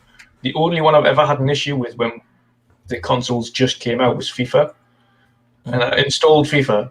And every time I uninstalled it and installed it again back on the Series X, it was just installing last gen's version and I wouldn't play. I was like, why? And I deleted it and then it would reinstall it by itself. And I was like, what is going on? And I tried to install the Series X version. It would install the previous version. I was like, this is just stupid. Wow, I haven't had that on the Xbox. I've had that on the PlayStation. One and only time. But again, we're seeing the fiasco on PlayStation with how to do your upgrade. You shouldn't have to have a how-to on how you get your upgrade working. Delete this, install this. I've had that problem with Miles Morales. When I first bought the game, it kept installing the PS4 version, and that was pretty annoying. I kept playing. I'm like, why does it look so different? And then I looked at it. It said PS4 version. I'm like, oh, you got to go in there manually to download the PS5 version, whereas Xbox, it just automatically upgrade. It pretty much downloads it for you. So it also prompts you as well if there's an update that's come out and it wasn't there before. It prompts you immediately. Would you like to update this to the Series X version? I have to say something about that. Yeah. Last community game night, Noof Nukem was trying to install Gears, and he thought he was doing deals like an update, and he was actually transferring the whole game over to his Xbox One from his Series X. 75 gigs. And he was like, but why is he doing that? Because he had Gear 5 on his Series X, but not on his Xbox One, so the game wasn't there. So he was downloading the entire game. He's like, "Why is this?" And he's like, "Hold on, let me just switch my consoles." And that's funny. It's a much quicker solution. I'll just change the console itself. It's just the whole game, 75 gigs, is coming over on his One X, and he wanted to play it on his Series X, and he thought it was just a little update. Jesus. Praise God. Yeah. Was the update at least in that 75 something gigs? You download, you still need to update that. I think who knows? Probably. In the end, he managed to get it. But we were waiting for him for over an hour. He realized, we were telling him, "Are you sure you're not downloading the whole game? Because 75 gigs seems an awful lot." Yeah. And he went, "Oh my God, let me have a look. Oh no, why is it going over to the One X and not staying on my Series X?" It was so funny. Bless him. He was a bit embarrassed, I think. He was like, "Oh my God, I can't believe it's doing that." So 10 minutes later, he was actually playing and we were fine. Yeah. But again, speaking of that, it goes nicely into the other subjects that we're on today, and that's the article from PlayStation. There's other subjects? There's other subjects? What? We're hijacking your show. Blending them into one. Nice transition. Yeah, nice transition with regards to storage.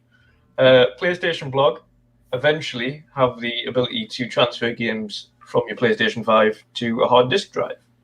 However, when your games are on the hard drive, and it does come with caveats, unfortunately, you can't play those games, of course, naturally, because they're built for PlayStation 5, but you also can't update them or do anything with them whilst they're there.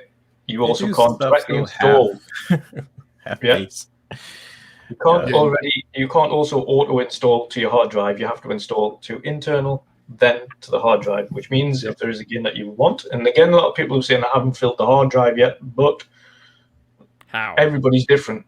Some people are going to have a full hard drive right now. There's only 630 gig on there, and COD takes up probably almost a third of that now. Yep, a third of it. So if you're talking, you've got COD on there, you've got a couple of big first-party games on there, and then a new first-party game comes out, and you're sitting on potentially only 30 gig left, and you need 60 gig to get the game on. You're going to have to shift a game on from that to the other one first, then download that one. And if you're not playing on that one straight away because you're finishing another one, then you're going to have to move that one back over to there and then move it back, and then you can play it. Potentially then have to update it first because you couldn't update it when it was on there. So again, it's a half measure, but it's there. As someone that owns a PlayStation 5 3-bit, how would you feel about this? I've already lost you at the first part. It just seems easier just like deleting the game at that point. So what you're saying is the game, if it's on an external hard drive, you can't play it off the external hard drive, so it's just acting as storage, and then you have to move it to your internal. You also can't update it when it's on there. So if there's a update that comes out for that game whilst it's on the hard drive, it doesn't update until you transfer it to the internal. So what's the point of having an external hard drive then? So Hertog Van asked me a question. What about PS4 games? Can you play those off of the external? Yes, you can play that. You can play it. But then you have to move it, Psycho. You can play a PS4 off the external. Okay. Yeah, so you can't even download it to the external. You have to download it to your PS5 internal, and then move it to the external. Then transfer it over to the So you have to have room on the both of them in order to do this process. In order to do it. It's wow, I didn't even think about that. It's a headache. That's so For me, Xbox have hit the half-assed stratosphere. attempt. Okay, so let's say my hard drive is full, and I want to buy the new God of War Ragnarok, right? Let's say it's 70 gigabytes, and I got 50 left. My process would be pick a game, transfer it to my external hard drive. At that point, then go download God of War Ragnarok. Then I say, okay, I want to play the other game now.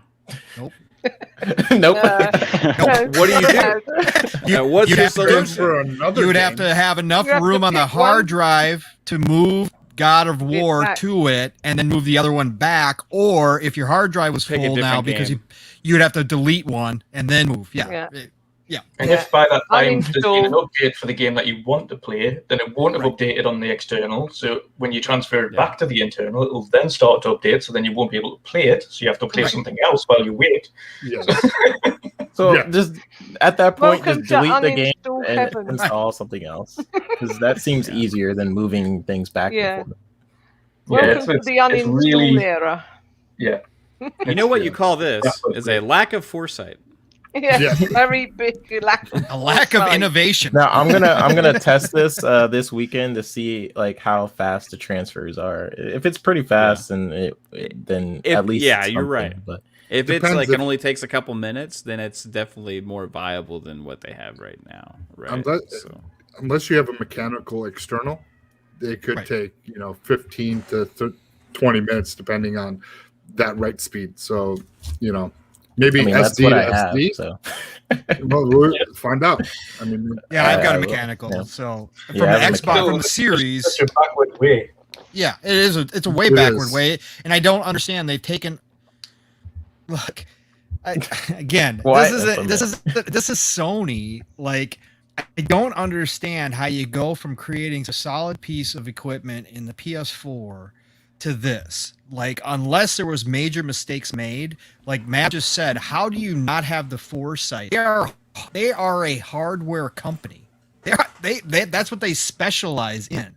So how had you not think about this stuff prior to launch? Even if you couldn't have it ready for launch, fine. Everybody was under the gun. A lot of things didn't work out on Microsoft side and on Sony side. But how in the world could you get into that?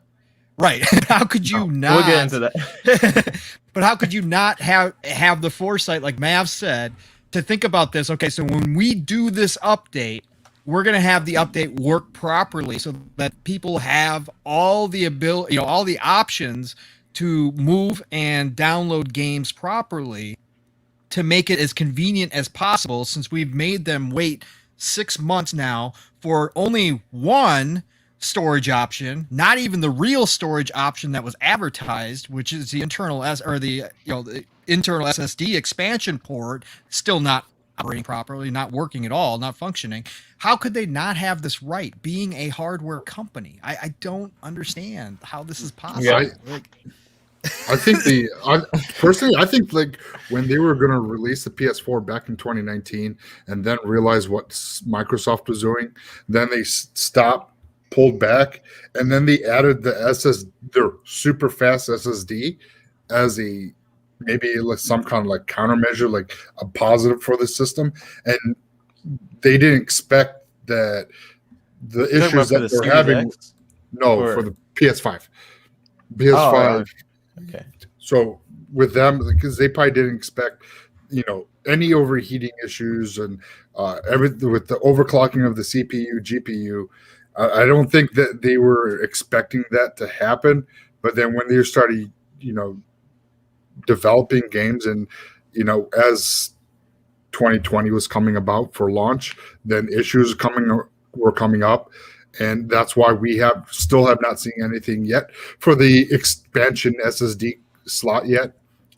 They still haven't given us a list of what is usable, when it's going to be accessible, because when that does, it's going to overheat. There's no cooling measures, from what I know of, that is going to cool down that SSD. It's that's the thing. That is what happens.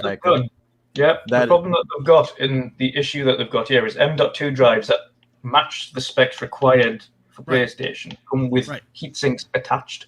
So they're a chunky number. And the port that they've created for this M.2 slot is for a standard M.2 SSD in a laptop. With no heat sink. It's not built to have the same speeds as you would in a desktop. That's the point. And the thing's already like at max and a console operating. that requires SSD space for a desktop. Yeah, and the SSDs that do have the read and write speeds, they still need to match up with everything else that with the PS5. So it's not just the read write speed. So there's no SSDs on the market that are even you can use. They're not functional. So nope. There's one and it's $400, but even then, those are the limit speeds. They're like, this isn't the guaranteed top end, so it's like 7 gig per second. Yeah. By Western Digital, it's like $400. I really wish developers that I've talked to would talk about what they told me to other people, because the things that are in the PlayStation 5, they created a lot of problems for themselves. Like why? Well, like the internal SSD that is non-removable and non-replaceable. If that SSD fails, that's a new unit. Like you can't physically go into the SSD and unsolder it from the board and replace it. It's not, you can't do that. You're not going to find that part anyway. It's not just a part you can replace. They create a lot of problems with themselves with just trying to overclock things. Yeah. And like for example, in Dealer talked about this a little bit. A lot of the games that are trying to utilize a lot of what's possible in the PlayStation 5 is you can't even do for the most part, because if you're creating a game, you're building a game for any other platform like PC or Series X, then you're not utilizing those SSD speeds to its potential unless you are building a game from the ground up and you're like, this game is only going to be in the PS5, then sure, that's pretty cool. But for the most part, there you go, man. If you are building a game for any other platform, what's in the PlayStation 5, the thing that people are touting, the amazing SSD speeds, you can't even use it. So, and to top that on. They've tested this countless times as well on PC, like before. And if anybody watches Linus Tech Tips, you'll have seen the comparisons where they try out multiple SSDs on PCIe 3 and 4 boards, and say, right, okay, these are 4 computers all lined up. They're all doing the same task. Guess which one's got what? And none of them can pinpoint the difference between the highest end SSD on a PCIe 4 board versus a mid-end PCIe 3 SSD. Yeah. They can't. Like, the difference is so negligible. I know. And SSD, like for those people, SSD doesn't create better graphics. No, right? That's not what SSD does. What? It's not a magic. I've been lied to. Sorry, Paul. That's not what an SSD does, right? Hey, let me ask you tech guys, since I got both you tech guys in here. Now, let me ask you this question. I'm not a tech guy. I know the basics, and that's it. But is it possible that when they developed the PS5 and they created that SSD port that was, smaller, is too small, have heat sinks with what was out there and available, were they not, how do I want to say this? Were they not, at that time when they first developed it, if they added that port, were they thinking about it when the clock speeds were at the original clock speeds they had? So when they overclocked and the heat went up, they weren't accounting for that heat. So now the SSD port can get too hot to maintain a stable kind of, a stable, stable speeds. Yeah, stable speeds. When SSDs are too hot, then the speed in which they transfer data dramatically reduces, so that it's a variable speed. And having also spoke to David Prien, obviously on the show a couple of weeks back when he was on, he also said very similar things. Like we didn't go into this wanting a variable speed. Like all of the speeds that we've mentioned are all of the time. Like that is it's always at that speed. It's always achieving that speed, and we're not having issues. With PlayStation, why they make that decision? Went down the variable route. We said, oh no, what we're going to do is say this is a theoretical speed. We can achieve that when necessary, but it's not always going to sit there. It's probably going to sit down here, and this is where it's roughly going to be, which is exactly the same way they've done the CPU and the GPU. And again, that's where they've also got this update where they've said, right now, the fan's going to be automatically kicking in. So if it detects that performance requires it, then the fan will kick in and start increasing to be able to then keep the cooling down and then keep the performance up. Right. But until that, the issue that they've got is that the performance is never going to be at that point because the heat generated from all of these things at the same time, and this is where they've got a debate, this is where the developers are coming in handy, is they say, right, okay, well, at this particular section, we need the data transferred rapidly like this. So we don't need pulling in loads of information, more graphical information from here. What we need is them to just get this world data across really quickly. So get these assets across. We don't need to worry about frame rates and things. Get these assets really quickly. So we'll focus everything on which SSD. is the job of what? Not the SSD.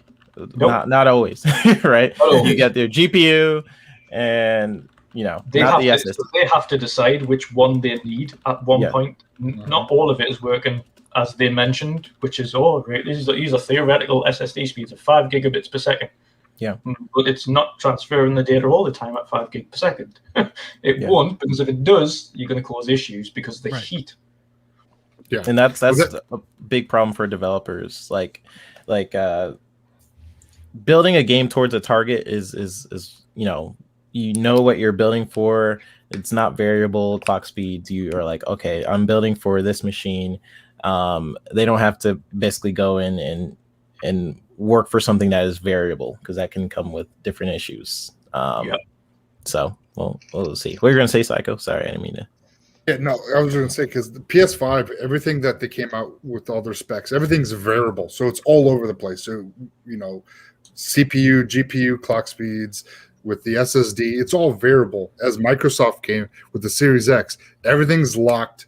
This is what it's going to run like consistently with the CPU, GPU, and even the SSD. The SSD can go faster, but the speeds that they said, like you were saying, Dutch, is just what's locked and consistently going to give you.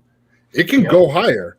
It can go higher, but they they don't want to go on with that because that's not the consistent speeds that you're going to get. So they wanted predictable, optimized, sustained performance. Yes, but you are going to see games go back and forth with like how they perform, especially multi-platform, like in terms of like performance, like 60 frames and stuff. You'll see similar performance for a while because of the dev kits and how similar the PS4 dev kit is to the PS5 dev kit. They're pretty much exactly the same.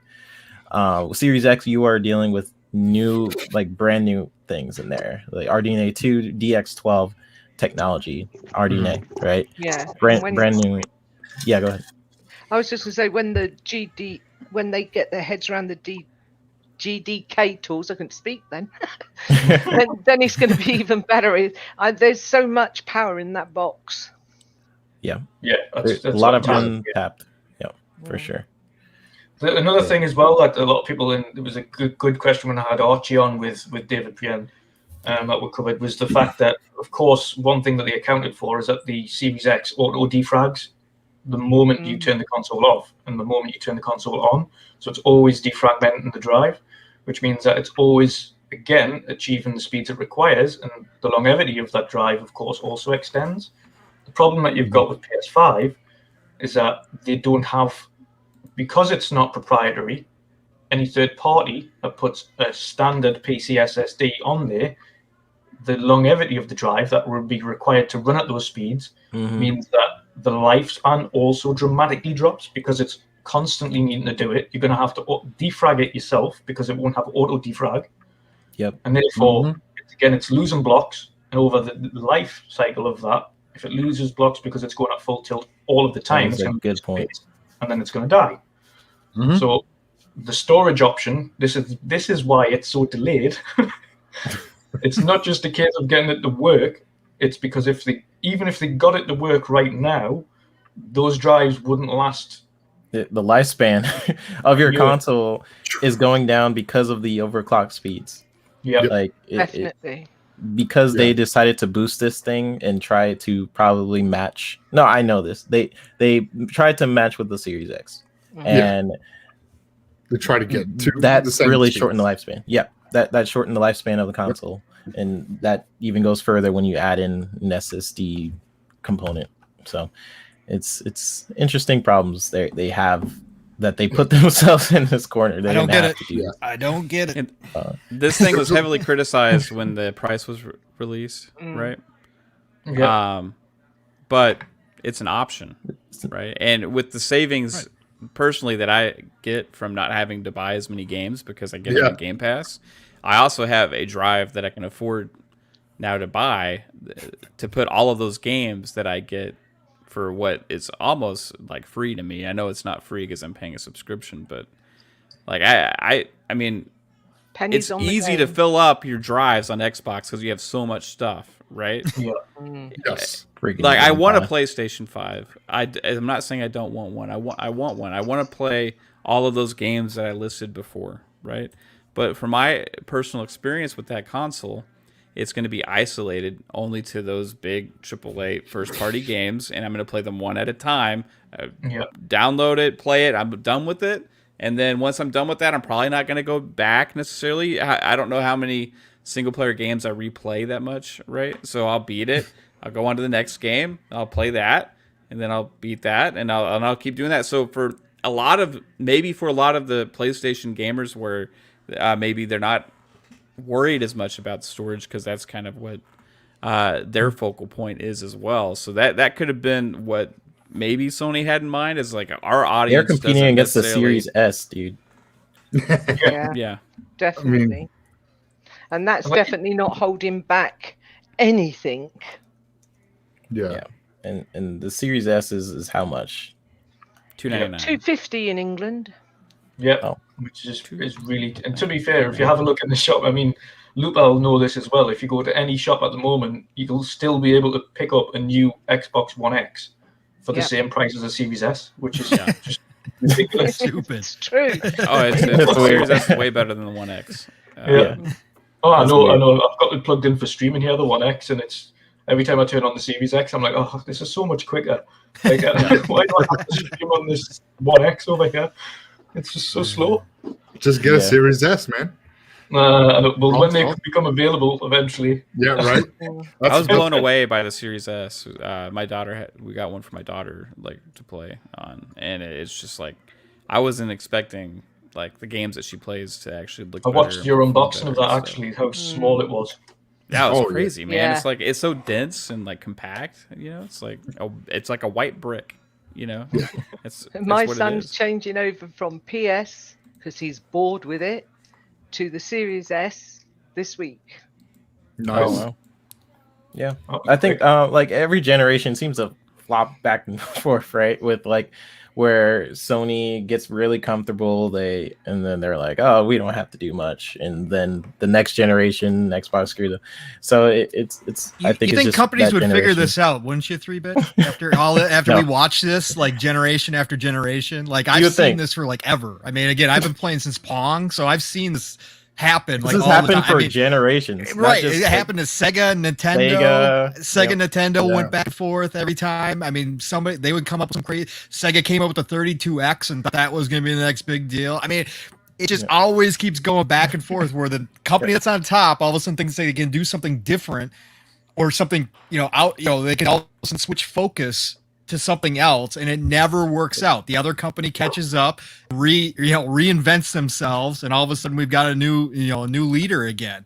The difference is, I think this generation with Game Pass, I think it changes everything. I think we now have 3 companies swimming in separate ponds from each other for once. I think they're all going to do something a little bit different from each other for the first time, and I think that's where we're at. I mean, Nintendo already that with the Switch, but I think this time around we're not going to see that back and forth because each company's on its own path at this point. So you might be right. Yeah, that's a good point. Yeah. You're going to need to own a PlayStation to play God of War. Where they've got yes. these solutions in place on Xbox that they thought and they will have looked at it. They will have looked at all these drive speeds, etc. Right. Especially when they're creating SSDs, because they wouldn't have just settled at 2.4 gigs. They would have looked at, right, okay, so what are the SSDs look like on the market right now? Do we need 5 gigabits per second? What is that going to do for our game development? Developers, what do you need in terms to be able to do what you need to do? What is the speed of these drives? And they probably just turned around and just said, well, listen, as long as you get away from hard disk drives and get onto an SSD so that these things work quickly, then that is what we need. We need a reliable SSD that transfers. Chris Grinnell in the chat. Yes. Hey man, Grinnell in here. Killzone 2 is great. You might be a little biased, Chris. You might be a little bit biased. But even then, you've got, and this is where they'll write it out and just say, "Oh, tools." But on top of the fact that you've got the SSD at 2.5 gig, with a compromise, they could have had faster. No doubt they could have. PlayStation decided they want raw power, raw speed, so we're going to go with the fastest, beefiest thing we can do and chuck it in because that's how we're going to fix this problem. Xbox said we're going to do raw speed, 2.5 gigabits, but we're also going to create architecture that also enhances the data finding. So it's going to pinpoint exactly what's needed when it's needed. Not just get all of the data that you need at one point, but if you need a set amount of data, then it's going to pinpoint that data and get it for you, and that's velocity architecture. And of course, that is not yet in play. That is only that is people haven't barely touched it yet. I think the games that are going to fully utilize it in the future are probably going to be Microsoft Studio games, like a Halo Infinite, or we'll see, but. Unfortunately, we haven't seen the potential of these consoles.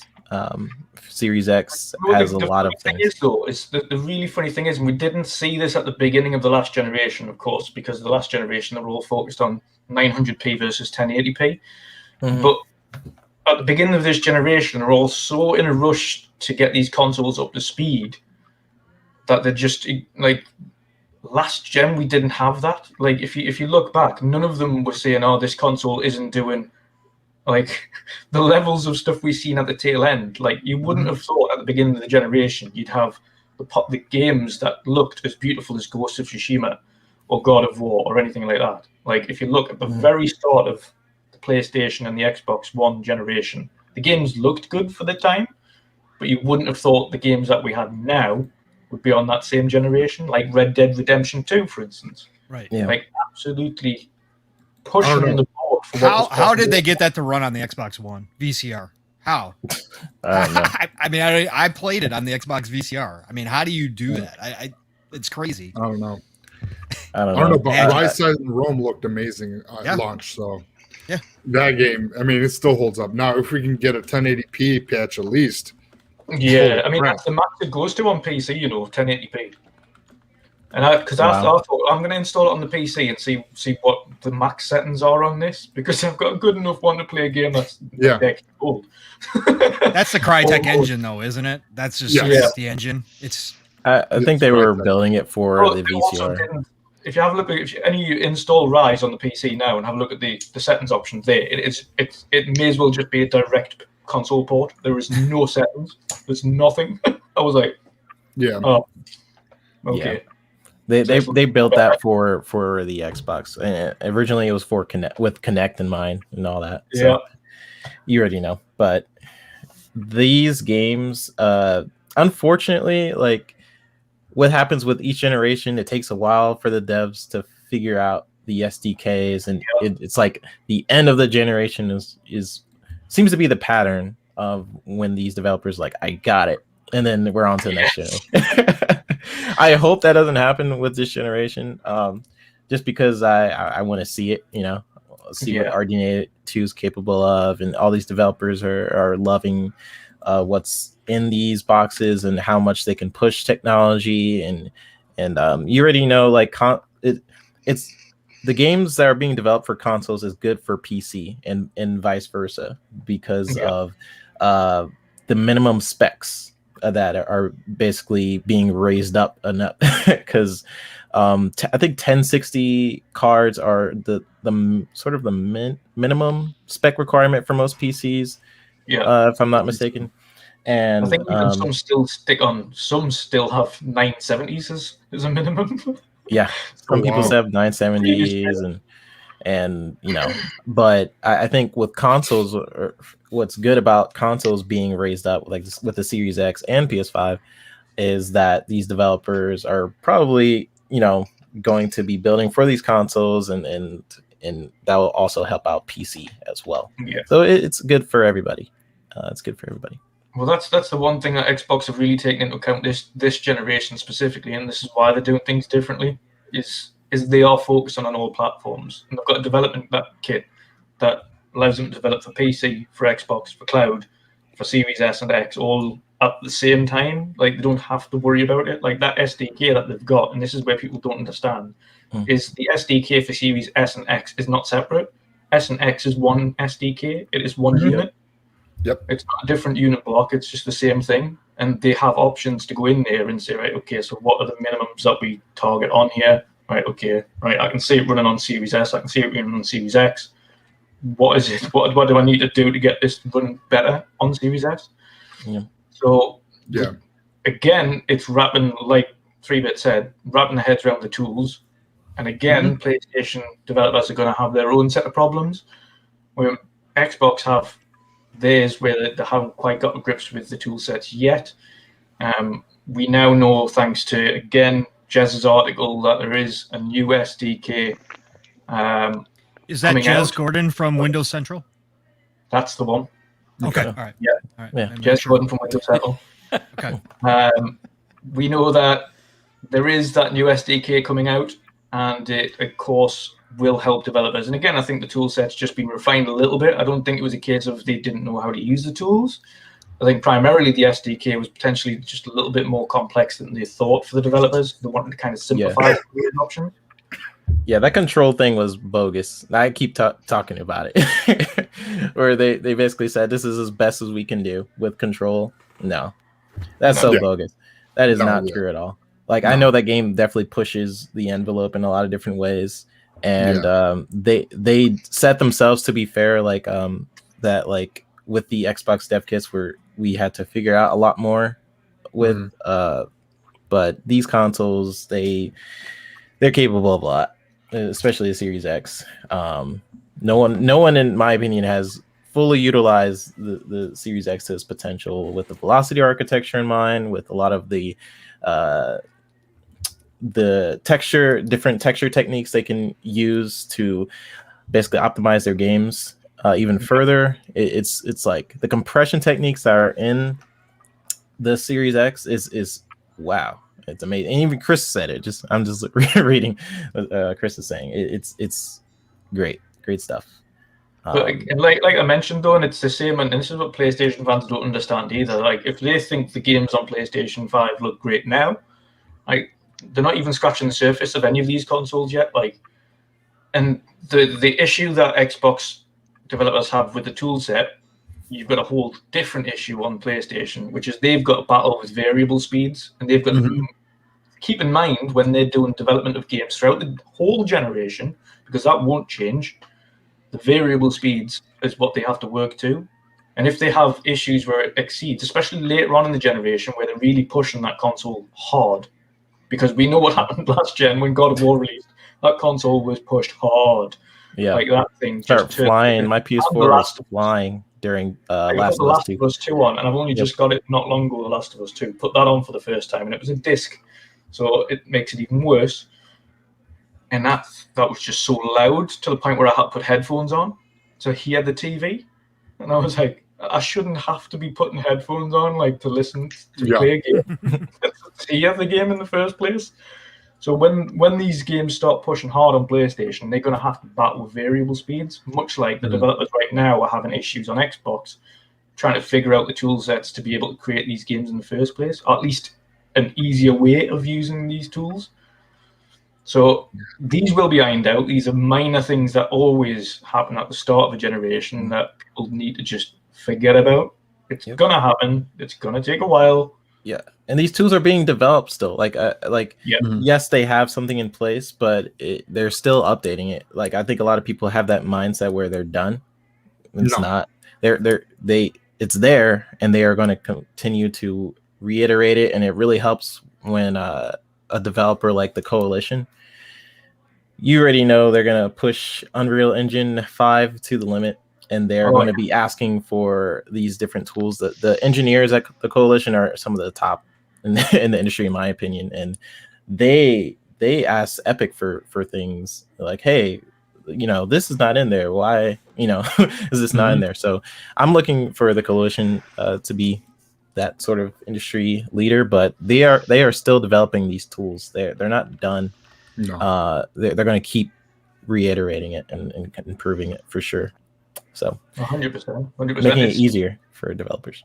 Yeah, and that's the thing. At the end of the day, people need to realize like the developers they've got on hand at both Sony and Microsoft now are absolutely like insane. You've got like over at Sony's side some of the best story writers in video gaming, bar none. Like Naughty Dog, of course, as much as you might have hated Last of Us 2, the series in general, story-wise, was amazing. Like that guy is an absolute visionary when it comes to writing really like touching stories that like get your attention. Likewise, Cory Barlog, who took over the God of War franchise, done an absolute masterpiece at storytelling for the new God of War, took that in an entirely different direction. Ghost of Tsushima, brand new for Sucker Punch, the first open world game that they've ever made. And again, amazing first attempt at that. Deserves potential sequel. So these developers are really pushing what they can do with the systems. On Xbox's side, you've got, like 3-Bit mentioned, you've got the Coalition pushing Unreal technology to the absolute limit and working with Epic on that. And they have always worked, and to be fair, not even just the Coalition, but if you remember back to Epic's kind of demos years back, they used to do demos on screen where they had Gears of War-esque characters running around, kind of showing off the Unreal Engine in the first place. Yep. So they've always worked really closely with them. So they've mastered that. Again, you've got mocap visionaries when it comes to Hellblade and Ninja Theory. But they're also waiting for Unreal Engine 5. There's a lot of people that are still waiting for things to come out before they can then push on with projects. Like Hellblade were waiting for their mocap studio to finish. I mean, Hellblade, I think if I'm not mistaken, they're one of the first studios to get Unreal Engine 5. Am I wrong with that? Yeah. No, okay. yeah, they are. Right. Yeah, Right, it's one of the that's ones gonna that be- works. I think works specifically with Unreal as well on that. I think Mhm. they've had Unreal kind of slightly in advance, or at least working with them to start implementing it. Yeah. Because again, Unreal Engine 5 is not fully released. It's only in kind of alpha/beta stage to developers. It's not completed yet. It's still going. But these things are incremental, and throughout the generation, Unreal Engine is going to improve. It's going to add more features. It's going to do more things. All of these systems will get updates and new SDKs that will improve over time. And the developer Unreal Engine is great. Could you just guys imagine what the games are going to look like 7 years from now? Not That are going to even. be coming out. Oh my I- gosh! I mean, 3 years. if you look back even just 15 years and have a look at what we had on the likes of PlayStation 3 and Xbox 360, and then just compare it to today, like the jumping quality, and then you go back to, because we're old enough, all of us are old enough now to know what it was like to play on the Super Nintendo and the Sega Mega Drive and the Atari. We're old enough to know that, and you just see just the leap that we've had in what is probably just over 2 decades of gaming. It's well, two and a half decades worth of gaming is absolutely insane. It's massive. Yeah. I think this generation is it's going to be insane visually, right? But it's also it's more of a leap this generation with access to gaming, like accessibility of gaming, being able to play things quickly. It's not cumbersome experience anymore. It's going to allow for more people just to jump in and play a bunch of different things. And like these huge titles, you can just install it. They auto update and all this stuff, and you can jump into all these different games. And it's crazy to think, like with quick resume and all of these like features, smart delivery, cloud saves, cross saves, cross gen, cross. It's like there's so many different things this generation that's like just kind of unified, like gaming experience for everybody. And it's accessibility is going to just keep growing the industry, because more people aren't going to find it as like a difficult access thing. Like, okay, well, I don't know what to do here. Like they're simplifying the experience, it's if you add that together with the types of games we're going to be getting, it's just freaking mind blowing to think we're gonna get, like I said earlier, I put that list on Twitter of like, okay, Far Cry 6, Battlefield 6, Halo Infinite, then there was like Back 4 Blood. There's like, I put a list on there about like 15 games or something, and then that doesn't even count any of the other indie games, and that didn't even count anything coming exclusively to PlayStation or Switch, and just like. It's so amazing to think about where the gaming industry is now compared to 10 years ago. Just the start of the end of the last generation, the previous generations, and going into the last generation, it was in such a different place. It's like had this amazing renaissance and boom, right? And I think the last few years with the huge tech companies like Microsoft really taking it seriously has had a huge impact on that. I just can't. I can't wait for it, dude. This generation. No matter what platform you decide to play on, or maybe you're gonna be like me and gonna end up getting all three, right?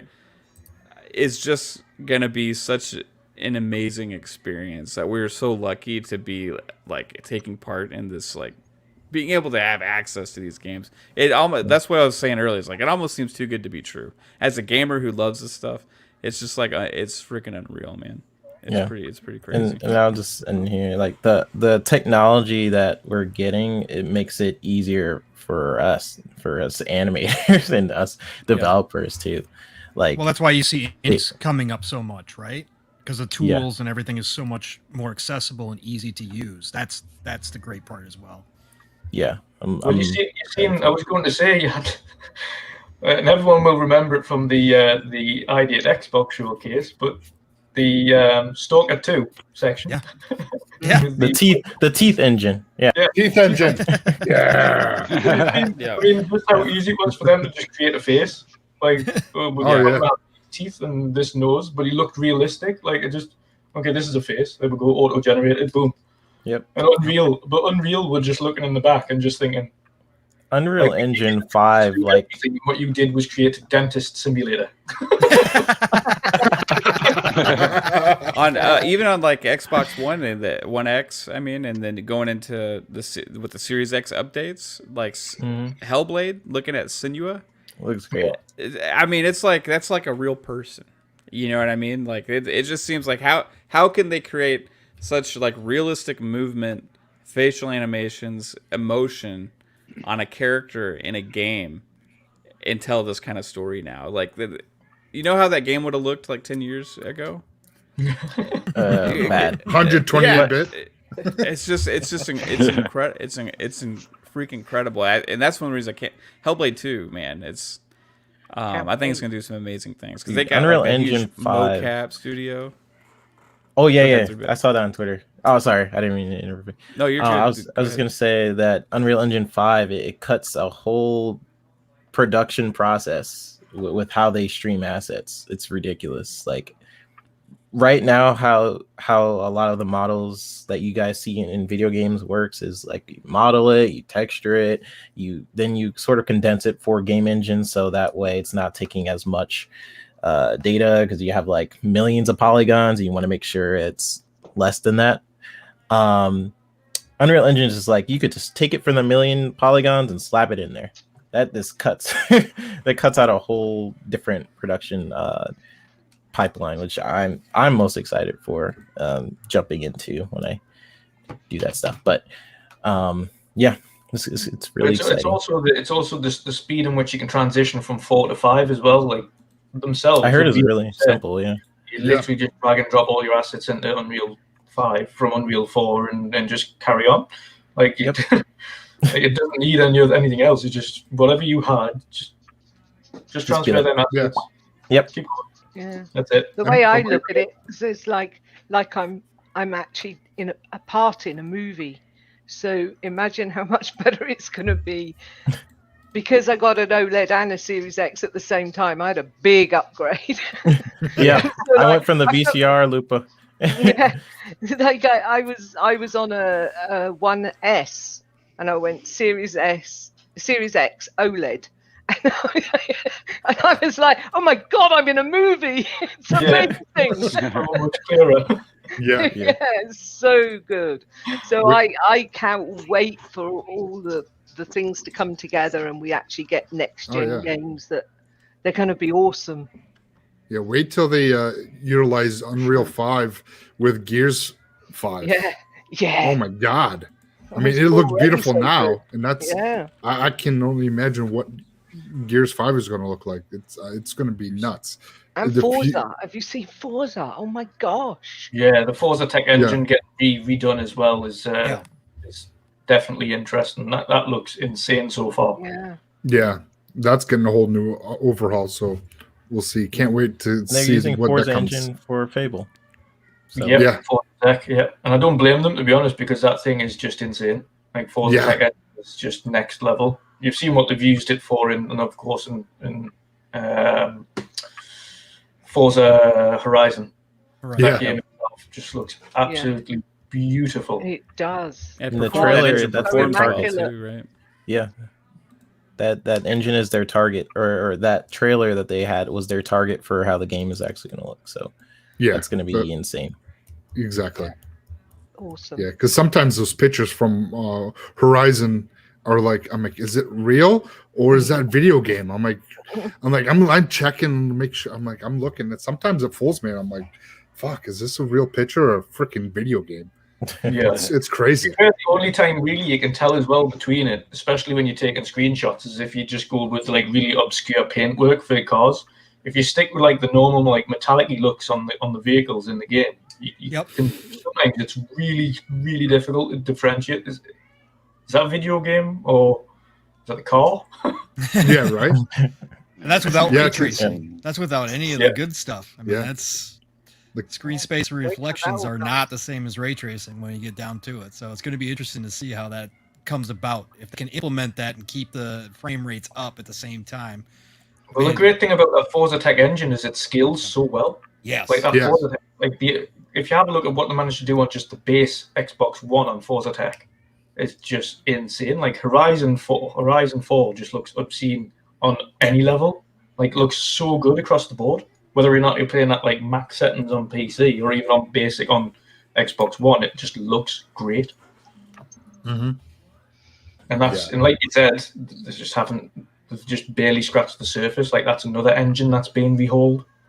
Mm-hmm. Yeah. Yeah, and we so they got Forza Tech, then they got Slipspace that's going to be coming out.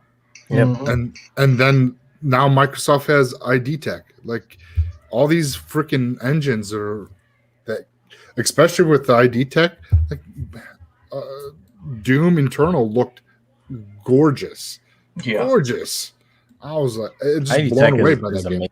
That engine can run the only engine that's specifically built for one game is Slipspace. Like Slipspace as well, and obviously I haven't spoken to Joe about it now. The Slipspace engine has literally no other purpose than to create Halo. Right. Like that game was built that was engine itself is built for Halo. Like everything that does is only for that game. Like there is no other purpose. Like it cannot be used in any other game because the entire thing is created for that game. It's that way. That's insane in itself. Like it's not like id Tech where you can use that across all of Bethesda's titles if you really wanted to. It would look tremendous. Like to have an engine that was purpose built for one franchise, and it was a costly. That's why they had such investment. You're talking 500 million for one game, and some of that was on the game. And again, a lot of that was also on. Most of it was the engine. A lot of the developers was complaining about it. But that old engine, they had the same engine from like Halo 1 till Halo 5, which is just ridiculous. Before the game, it was like Havoc physics. You remember the? I think that goes into like their 10-year plan that we've always seen with Halo Infinite, platform, right? You know, like if you create the engine around the game, then you can easily implement things probably where you can Specific take the game and improve it over time too, because you're the creators of the engine. You can keep improving, getting it better. Like Master Chief Collection today isn't the same game that we played at launch, right? And if we can see that kind of growth and stuff with the Halo Infinite after it comes out, like. It's just they're gonna keep pouring their investment into that franchise, right? And I'm like super pumped for that. Like right now, It Takes Two is my game of the year, but I can't foresee any fathomable thing happening that Halo Infinite probably won't be my favorite game, this year when it comes out. And I'm anticipating that being a mainstay on everybody's Xboxes for like the entire generation, and also that xCloud. With mobiles, it's free to play as well. It's going to be on PC. Like the accessibility for Halo is never going to be larger. So, Slipspace engine makes sense if you're capturing a wide audience and you want to keep growing that audience and just keep pumping stuff out for that, right? So I think it was a big investment, and I think they made that switch early in development, right? Yeah. And it kind of like put them back a little bit. But we'll see. That what we've seen from it looks pretty impressive. They just gotta. I think the part of the things we saw with Halo Infinite, like, hey, it didn't look as good and stuff that people were screaming, is because the engine was still in development as well, not just the game, right? Yeah. So it's really interesting to see where this is going to go. Yeah, and people forget that again now with the ZeniMax deal, they got a Creation Engine too. They own the engine that Elder Scrolls Online is based upon too, as well. That was a custom engine as well. But the Creation Engine, which which obviously did Fallout and Skyrim and all those, is getting an update as well. And we haven't seen what that's going to be capable of. So if they bring that up to par with, like, let's say id Tech, my God, you're talking about Microsoft now owning some real big engines, that they can license out or that they can use in the future for any game that they want to. People are going to walk in and have developers, anybody they acquire are going to be able to walk in and have their choice of engines at this point of what they're going to be able to want to do. Yeah, and so and it's going to be Microsoft. Yeah. Which engine would you like to use? Right, you know? exactly. Have a Pick one. portfolio of picture. Which one matches your game the best? I could use picture like Force a book. Attack, but I think Intake might be better. My game does have racing sections in it. Curious. But they're not going to be. My point being is they're not going to be reliant on Epic. Let's say if Unreal, let's say Tencent buys out Epic, and all of a sudden, they for whatever reason, the cost of using that goes through the roof. They're not going to have to worry about that so much more because they're going to have their own in-house engines. They're going to have a ton of them. All this tech that they've been buying as well. It's crazy. And they also got the engineers that develop those engines. Correct. And are working on them. Yep. Right. So. It's not fair. It's not fair. Yeah. So I'm curious about your thoughts, Patchu. I saw you said you got to run in not too long. So we've been battling. It's getting pretty late. So and I also need to get to work tomorrow. So he's a late one. So we'll let him get to sleep. You can see him. Look at those eyes. I can use it. Does he have eyes right now? I can't see him.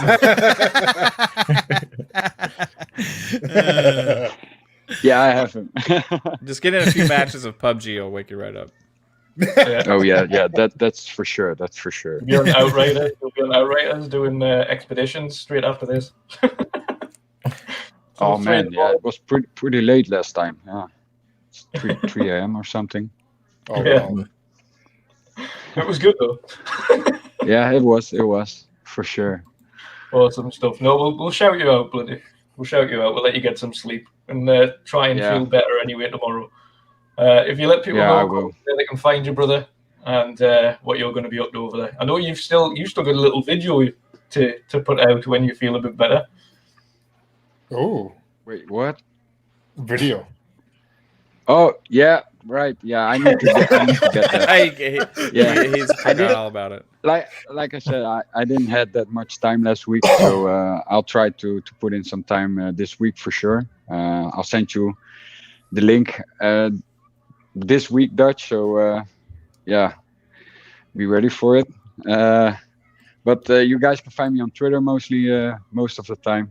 The name says it right here.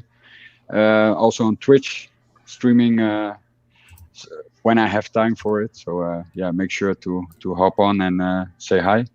Yeah, and you're not that far off affiliate now. You just need your average viewers. Yeah, almost. I'm at 2.9 and needs to be 3.0. So get those numbers up and on the cusp. Almost affiliated. Yes. Nice. So let's go for it. But guys, it was pretty awesome to have you all in the show. You took over the show, like literally. Sorry, we tend to do that. Yeah. So pretty awesome. Finally, also Assassin Lupa in the podcast. Mav, of course. 3-bit, thank you. Caitlin, Pongsol, of course, brother. Psychonauts. So Thank you, man. I hope you guys have a good day, good evening. I don't know where you are, but man. It's evening now. Great, awesome. Great to see you guys all here, and see you next time. Yeah, take care of yourself, Pat. You take it easy. All right, man. Take care, Pat. All right, see you. man. See you later, brother. Bye. Later, brother. Awesome stuff. To be fair, I think we're almost at wrapping up stage anyway. Almost. Yeah. Oh. Before we do get into that, though, obviously we have a little project on the works, so I'm going to play something now just to show that off.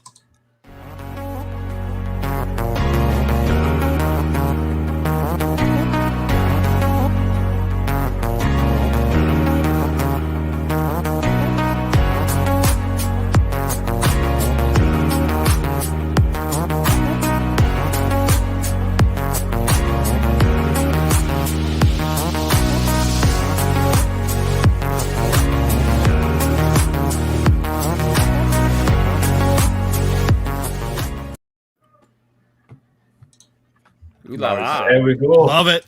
Love it. Indie Showcase 2021, featuring Mav and Pong themselves, of course. highlighting over 50 indie games in the throughout the community and by the community. So it's a gaming showcase specifically designed and created by the community to show the games that we love and we're excited for, and obviously highlight and give a spotlight to some of the most awesome indie developers that there is. Of course, we all recognize indie development and indie developers are the absolute foundation of gaming, as it were. And without them, we wouldn't be in a place today to be able to talk about these huge AAA games that we love as well. Yeah. Of course. Most all those guys started off as indie devs. Right? Yeah. Ninja Theory, prime example. Yep.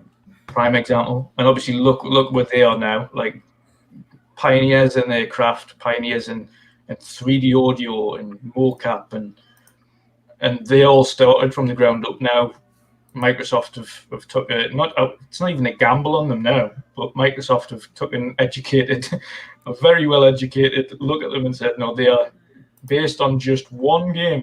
Never mind the Devil May Cry's and things have helped produced previously, but based on one game, Hellblade. Right, here you go. And hire who you need. Here's a brand new office we'll build specifically for you. Here's a brand new studio just for your mocap. Do whatever you need to do to make the best thing that you can make.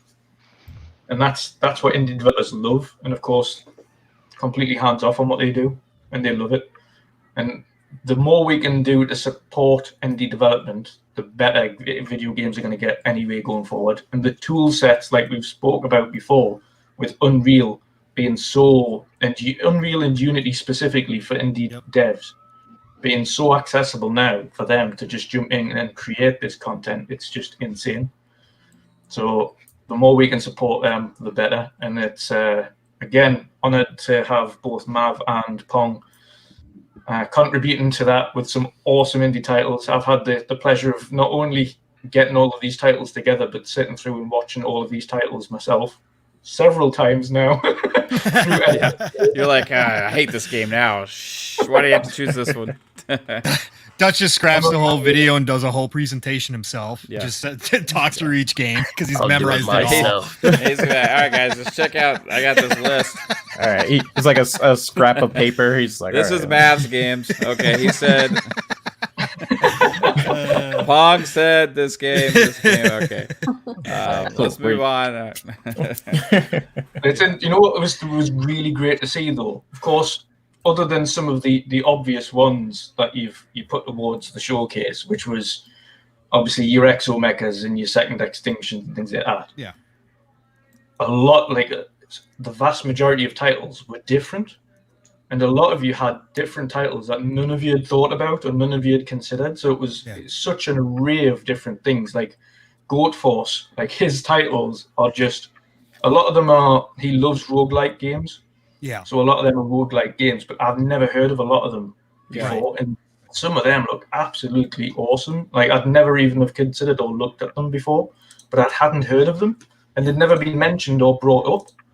So seeing there's such a breadth of games across all platforms, from your Second Extinctions and your Exo Mechas and things like that look insane anyway, all the way down to these unbelievably cute-looking pixel art games. And then I've had developers contact me directly with their first ever projects, wanting a little bit of limelight. And I'm like, yeah, I don't care like who you are, how big you are. Like, it's going in. Give you some showtime. And that's what it's all about.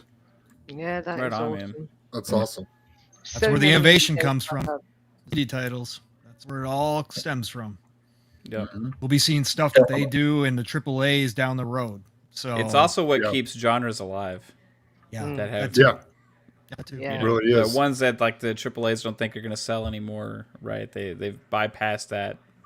You know, we still get those things that we love through indie games because they have the passion for it as well, so they can make what they want. Yeah, and it's like I say, it ranges, and that's such a great thing about the indie sector is that there's such a AAA games now are I wouldn't say predictable, but you kind of know what you're getting. Mm-hmm. If you get a AAA racing game, you're getting a AAA, you're getting a big budget racing game that looks realistic and drives realistic, and you know what you're getting. If you're getting a shooter, you know it's a AAA shooter. It's highly polished, really big, massive budget, etc., etc., etc. But when you look at the indie section of all of these games with these shooters and things like that, they don't normally go down your basic avenue. They always try to think outside the box, like what isn't being done so much now. Right. And some of the titles that I've got a little section on there which I love personally is games that are in pre-alpha that are still miles off being shown off properly, but I'm still giving them a limelight so people can go and follow their progress throughout. And these are games that are like first-person shooters where people are like exploring how to do these physics and things or destructibility, and then looking at different environments and blowing things up and shooting and enemy movements and survival all mixed into one. But where it feels different from something else as well. The innovation in all of these trailers that we're going to be showing on Saturday is just insane. And I'm again honored that you two kind of agree to be in and jump on it. Be part of it. That you asked. No, the honor is definitely all ours. I mean, come on, Dutch. I mean, I just like to be a part of small little piece of anything like this, man. Dude, that's amazing that you even thought of us. So yeah, I can't imagine the work that you're putting into this. Yeah, exactly. Like, you're doing all the big stuff. My part was like, hey, like 5 minutes, like, hey, cool, man. I'm super happy to be a part of this thing that you got to like sweat over for the next like 2. Mine was a little bit longer than 5 minutes, as I told Mav. I don't know why talking like this is so easy, but trying to record something specific is like crazy difficult. How many F-bombs were dropped in that recording? Correct. I was talking to myself. I was like, why can't you do this? What's so hard about doing this? Why did you say that? What's wrong with me, Pong? I was literally doing that. I'm like, I'm smart enough, and people like me. Exactly. Again, it's not obviously not only you two, but again, massive shout out to Goat Force. Again, a very small creator, but awesome bloke as well. He's got this really funny persona, and people are going to get caught off guard with it, but I think people will still like it and love it, and I hope they get on board with it. Yeah, he's a cool guy. He's a good guy. Yeah, he is. He's got a good channel. Check out his channel. He does streams, and he streams these indie games, and he's kind of a newer streamer. He's a nice guy. So outside of that, of course, Italian Clowns. Everyone knows him. Everyone loves him. Who's that? Who's that guy, Matt? Who? Oh, haven't you talked to him before? Godfather of Respect. Yeah, the Godfather of Respect. Godfather of Respect. It'll be the Carlo Clowns of our world. Indeed. And then, of course, some of the others. We've got another European lot, of course, with Green Pass Gaming contributing. And they chose to do their list all together. So obviously I asked Flap as the lead host, and he went back to his team and they came up with their list, which was awesome. Nice. And then we've got two of the big guns as well, the big creators that we aspire to be, of course, in Boom and Lord Cognito also contributing. Right on. But also the great thing is some of the other indie developers that have personally contributed to it as well, whether that be by, as you might not have read the Twitter post yet, but throughout the course of the show, randomly on screen there will be codes that flash up and there'll be giveaways for games, and it's quickest fingers first to whoever types in them codes. It could be for PlayStation, Xbox, Switch. Whoever types in them codes gets an awesome indie game for one of those platforms. So be on the ready. Me, then. Yeah. Be on the ready. I can't do it quick. Just pause quick. Somebody loop a bot to look for those codes. Somebody needs to order me a bot. But even that, whether they've been developers that have personally introduced their games for the showcase by ways of video clip, or whether they've just give us new trailers to show that haven't been shown before, or again, like I say, provided codes because they're still either in development or still deep in working with their project, so they don't have the time to do a little video clip. Whatever it is, there's been such a pouring of support throughout, not only from the developers, from small to larger indie developers, but also from creators, which has been amazing. So I can't wait for it. It's been absolutely amazing. And I can't wait for all of you to see the finished product as well. I know you've chosen your game, so you know what to expect. But also, I can't wait for you to see, because I know Pong and Mav haven't seen their lists each yet, and I know you haven't seen Cognito's or anything like that. So there's going to be surprises for everybody, and can't wait for you all to see. Yeah, it's gonna be great, man. I'm excited for it. Absolutely awesome. It is that time of the day where we do wrap things up. It's been an absolute pleasure to have the entire Xbox Ultimate, bar one, but she has been in chat, so I'll let her off. We miss you, lady. Oh, lady. Lady who's here in spirit. In spirit. She was sitting there in the chat. She was. But no, absolute pleasure, and we'll definitely have to do it again in the future. Have you all on again. Again, it's been amazing to watch yourselves grow as a podcast. And I mentioned this on Twitter the other day, Mav, but to see you all go from 500 to nearly 1,000 in the space of a couple of weeks has been absolutely insane. It's testament to not only the crew that you've got there, but also the work he's all put in, and that goes from 3-bit helping with the graphics and all of the work and things on that side, from obviously directing the show and Caitlin getting involved with a lot of the graphics and work and streaming stuff, and yourself, Mav, and Pong, of course, and these amazing personalities, and of course having a bit of British flair there with Lupa. But extraordinary. Yeah. You've had in such a short period.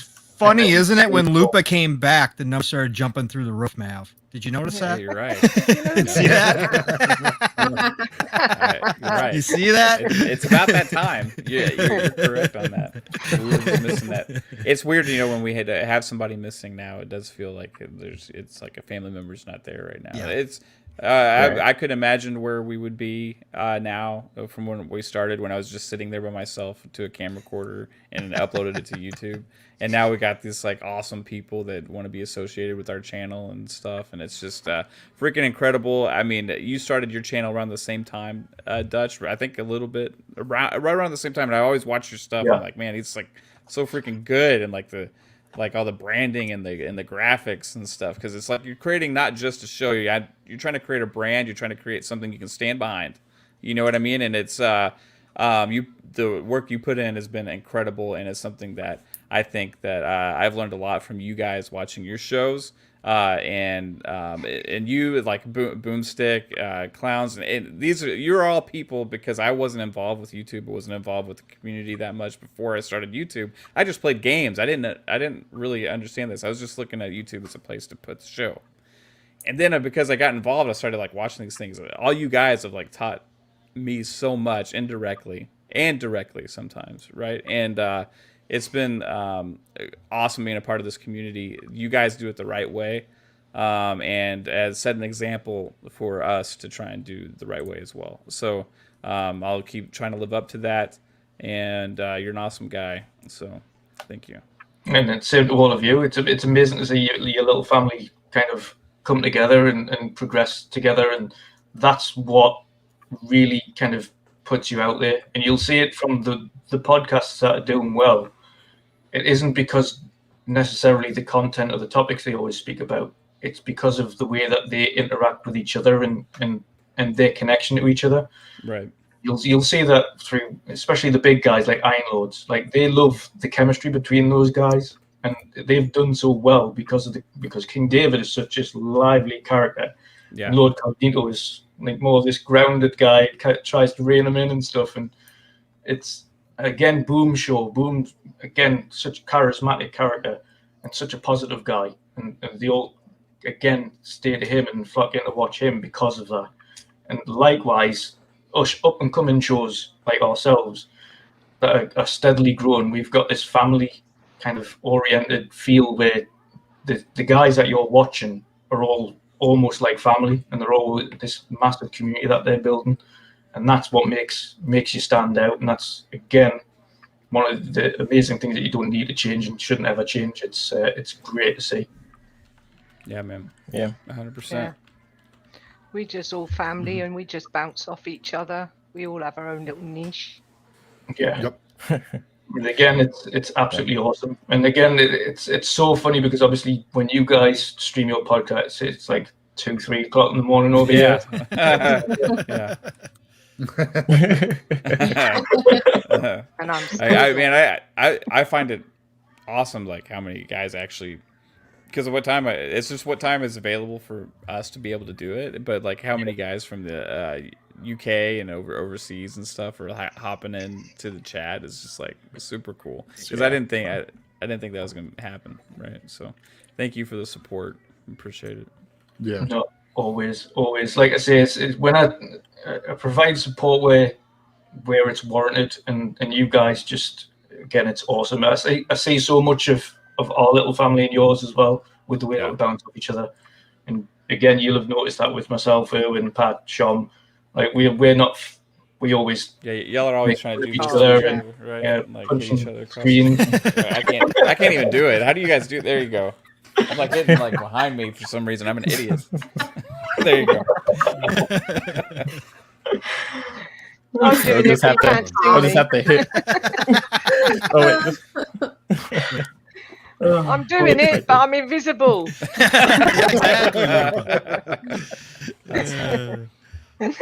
But yeah, it's all the best to yourselves, and I can't wait at some point in the future, of course, when I'm not working and I can't come on the show, I will be absolutely delighted to jump on your show as well and be part of that madness. For sure. But I'll also let you all get, because this is the second stream for some of you for today, so I'll also let you get on with some of your family life and get back to gaming and things like that. So I will start with the outros. First and foremost, Mav, the leader of the group. I guess. Yeah, that's my wife. No, my wife leads me. I don't know what you're talking about. The puppet, real puppet master is Caitlin. I think Caitlin's the one in charge. Can I do the outro now, babe? Yeah, sure. Okay. All right. Hey guys, thank you for watching. This was awesome having all of us on another podcast together like this. It was freaking cool. But you can check us out on Twitter. My Twitter handle is Fun Speculation. Also YouTube. Fun Speculation is the channel where we have the Xbox Ultimate podcast that hits Friday nights, where you can see all of these guys plus Lady AF. Also, that's at 9 p.m. Eastern. Thursday nights, we have Fun Pop featuring me, 3-Bit, and Psychonauts. That's a Thursday at 9:30 Central, 10:30 Eastern. So it's another late one, but appreciate anybody who wants to check it out. Also, you can catch me on 4 Guys with Quarters Thursdays at 6:30 Eastern. This week, we're going to have Randolph Thor on that show. It's going to be awesome. So maybe have an announcement to make on Friday for our show of a big guest, but I'm still waiting for just 100% concrete confirmation before I make the announcement. But we'll see. So I appreciate all of you guys for in the chat, and you Dutch and Pachu. Man, I could tell he was tired, but he was trying to troop through this thing. Appreciate you hanging out with us, man. And that's it.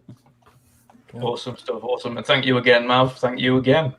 3-Bit. It's been an honor to have you on again today, sir. And again, awesome knowledge. I love when people bring fresh kind of ideas and thoughts to the conversation as well. It's always great to hear. So thank you for coming on, brother. If you let people know where they can find you and what you're up to. Sure. Yeah, I always love talking tech. Like we had like one segment, like a little segment where like Professor 3-Bit. Yeah, but you guys can follow me on Twitter. It's the VGHD.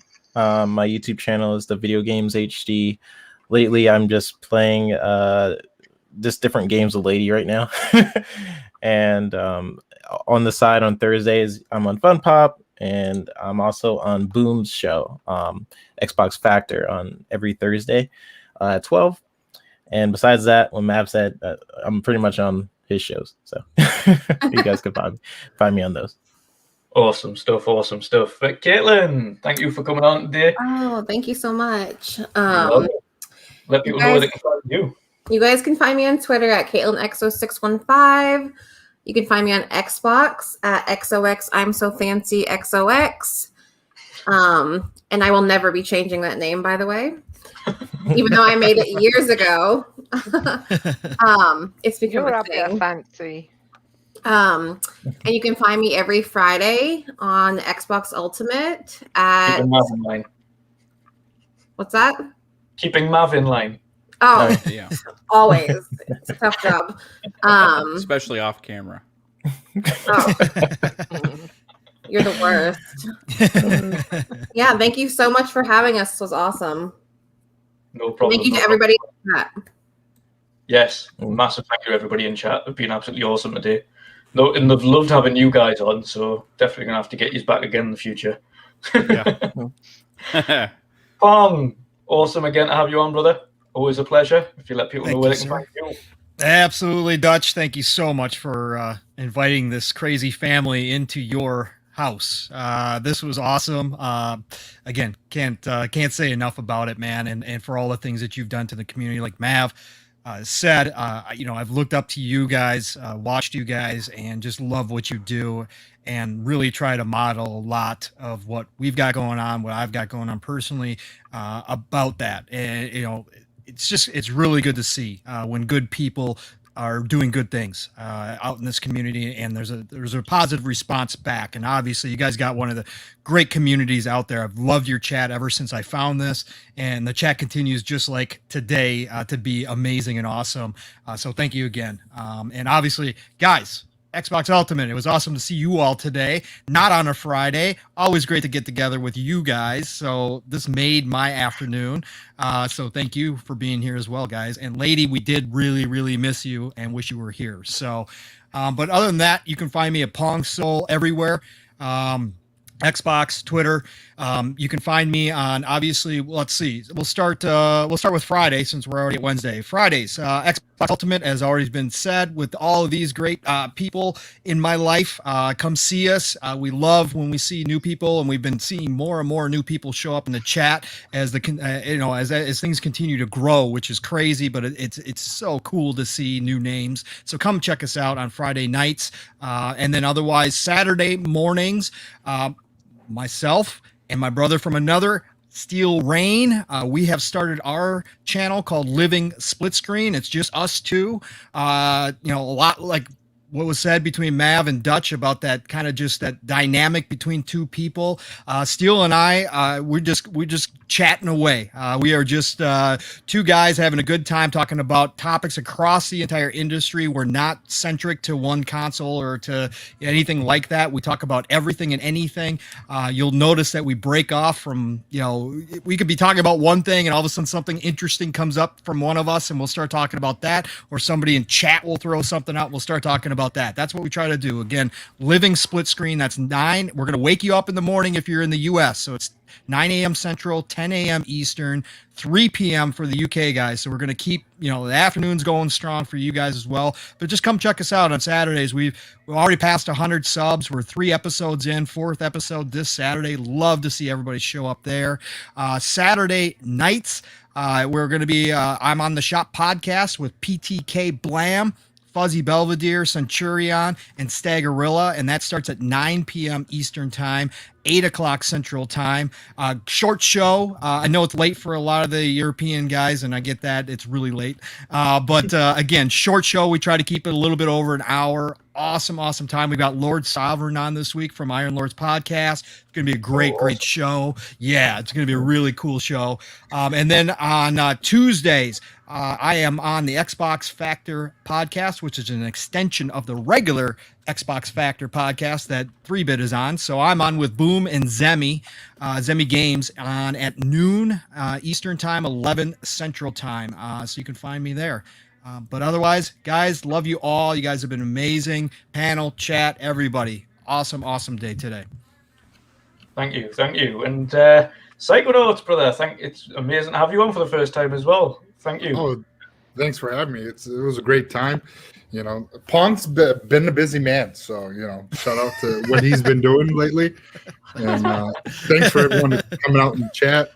And Lady, wish you were able to come, but you were here in spirit. So you guys can find me either on Twitter at Secondouts8 or on Xbox Live. Like Mav and 3-Bit, I'm on Fun Pop with them and Xbox Ultimate on Fridays. And then I have something I'm working on that we'll be announcing here, I don't know, maybe within a month or so. So keep an eye out for that. So it's been great. Thank you, guys. Awesome stuff. Nice. Last but not least, of course, the other Brit in the house, Assassin Looper. Awesome to have you on eventually. Awesome to speak to you eventually after all this time. You've been an awesome part of the community, and it's been a pleasure having you on the podcast. Thank you very much. I've been in your chat from nearly the start, and you're an awesome guy, and it's an awesome podcast, and I love you all. And your controller sits proudly on its stand where I can see it every day. It's awesome, like you. And I'm really grateful to be here.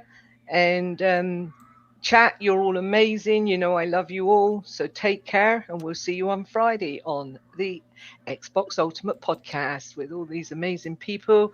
Sorry you didn't get to be here, lady. Hope to see you Friday. Hope you're feeling better. Yeah, we'll see you on Friday. Most definitely. And we'll next time you guys are on, we'll make sure it's the full house.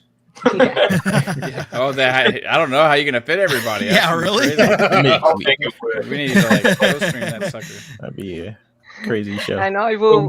You can all catch me on Twitter at Assassin Looper, along with Xbox at Assassin Looper, and that's where I'll catch you all gaming. So I'll see you all soon. Bye bye. Awesome stuff. Thank you again, everybody. Absolutely awesome. Thank you, chat, for the awesome support for both of us podcasts in one tonight. I hope you really enjoyed the show. Again, if you haven't already, make sure you subscribe to these awesome people. Follow the channels, whatever podcast they've got going on. Again, awesome podcast at Xbox Ultimate. Again, 4GQ TV. Amazing guys. And again, Live in Split Screen, a new in development podcast by Pong Soul. So make sure you jump on that one as well, because it's an awesome little show. And again, sometimes less is better. You don't need a huge group of people to bounce off each other. Not with two big talkers like us. Steele and I can go forever. Yeah, it's like being in a party chat with them. It's like, hey guys, let me say something, please. That's Rick Payne. Rick Payne's always taking up. Charge party chat. Rick Payne. You can't just say Rick Payne. You gotta say Rick Payne. I know you got Rick Payne. He was in the chat. He brings the pain. One of these awesome people, and I hope you all have a great night. See you all later. Later, guys. Bye. Bye.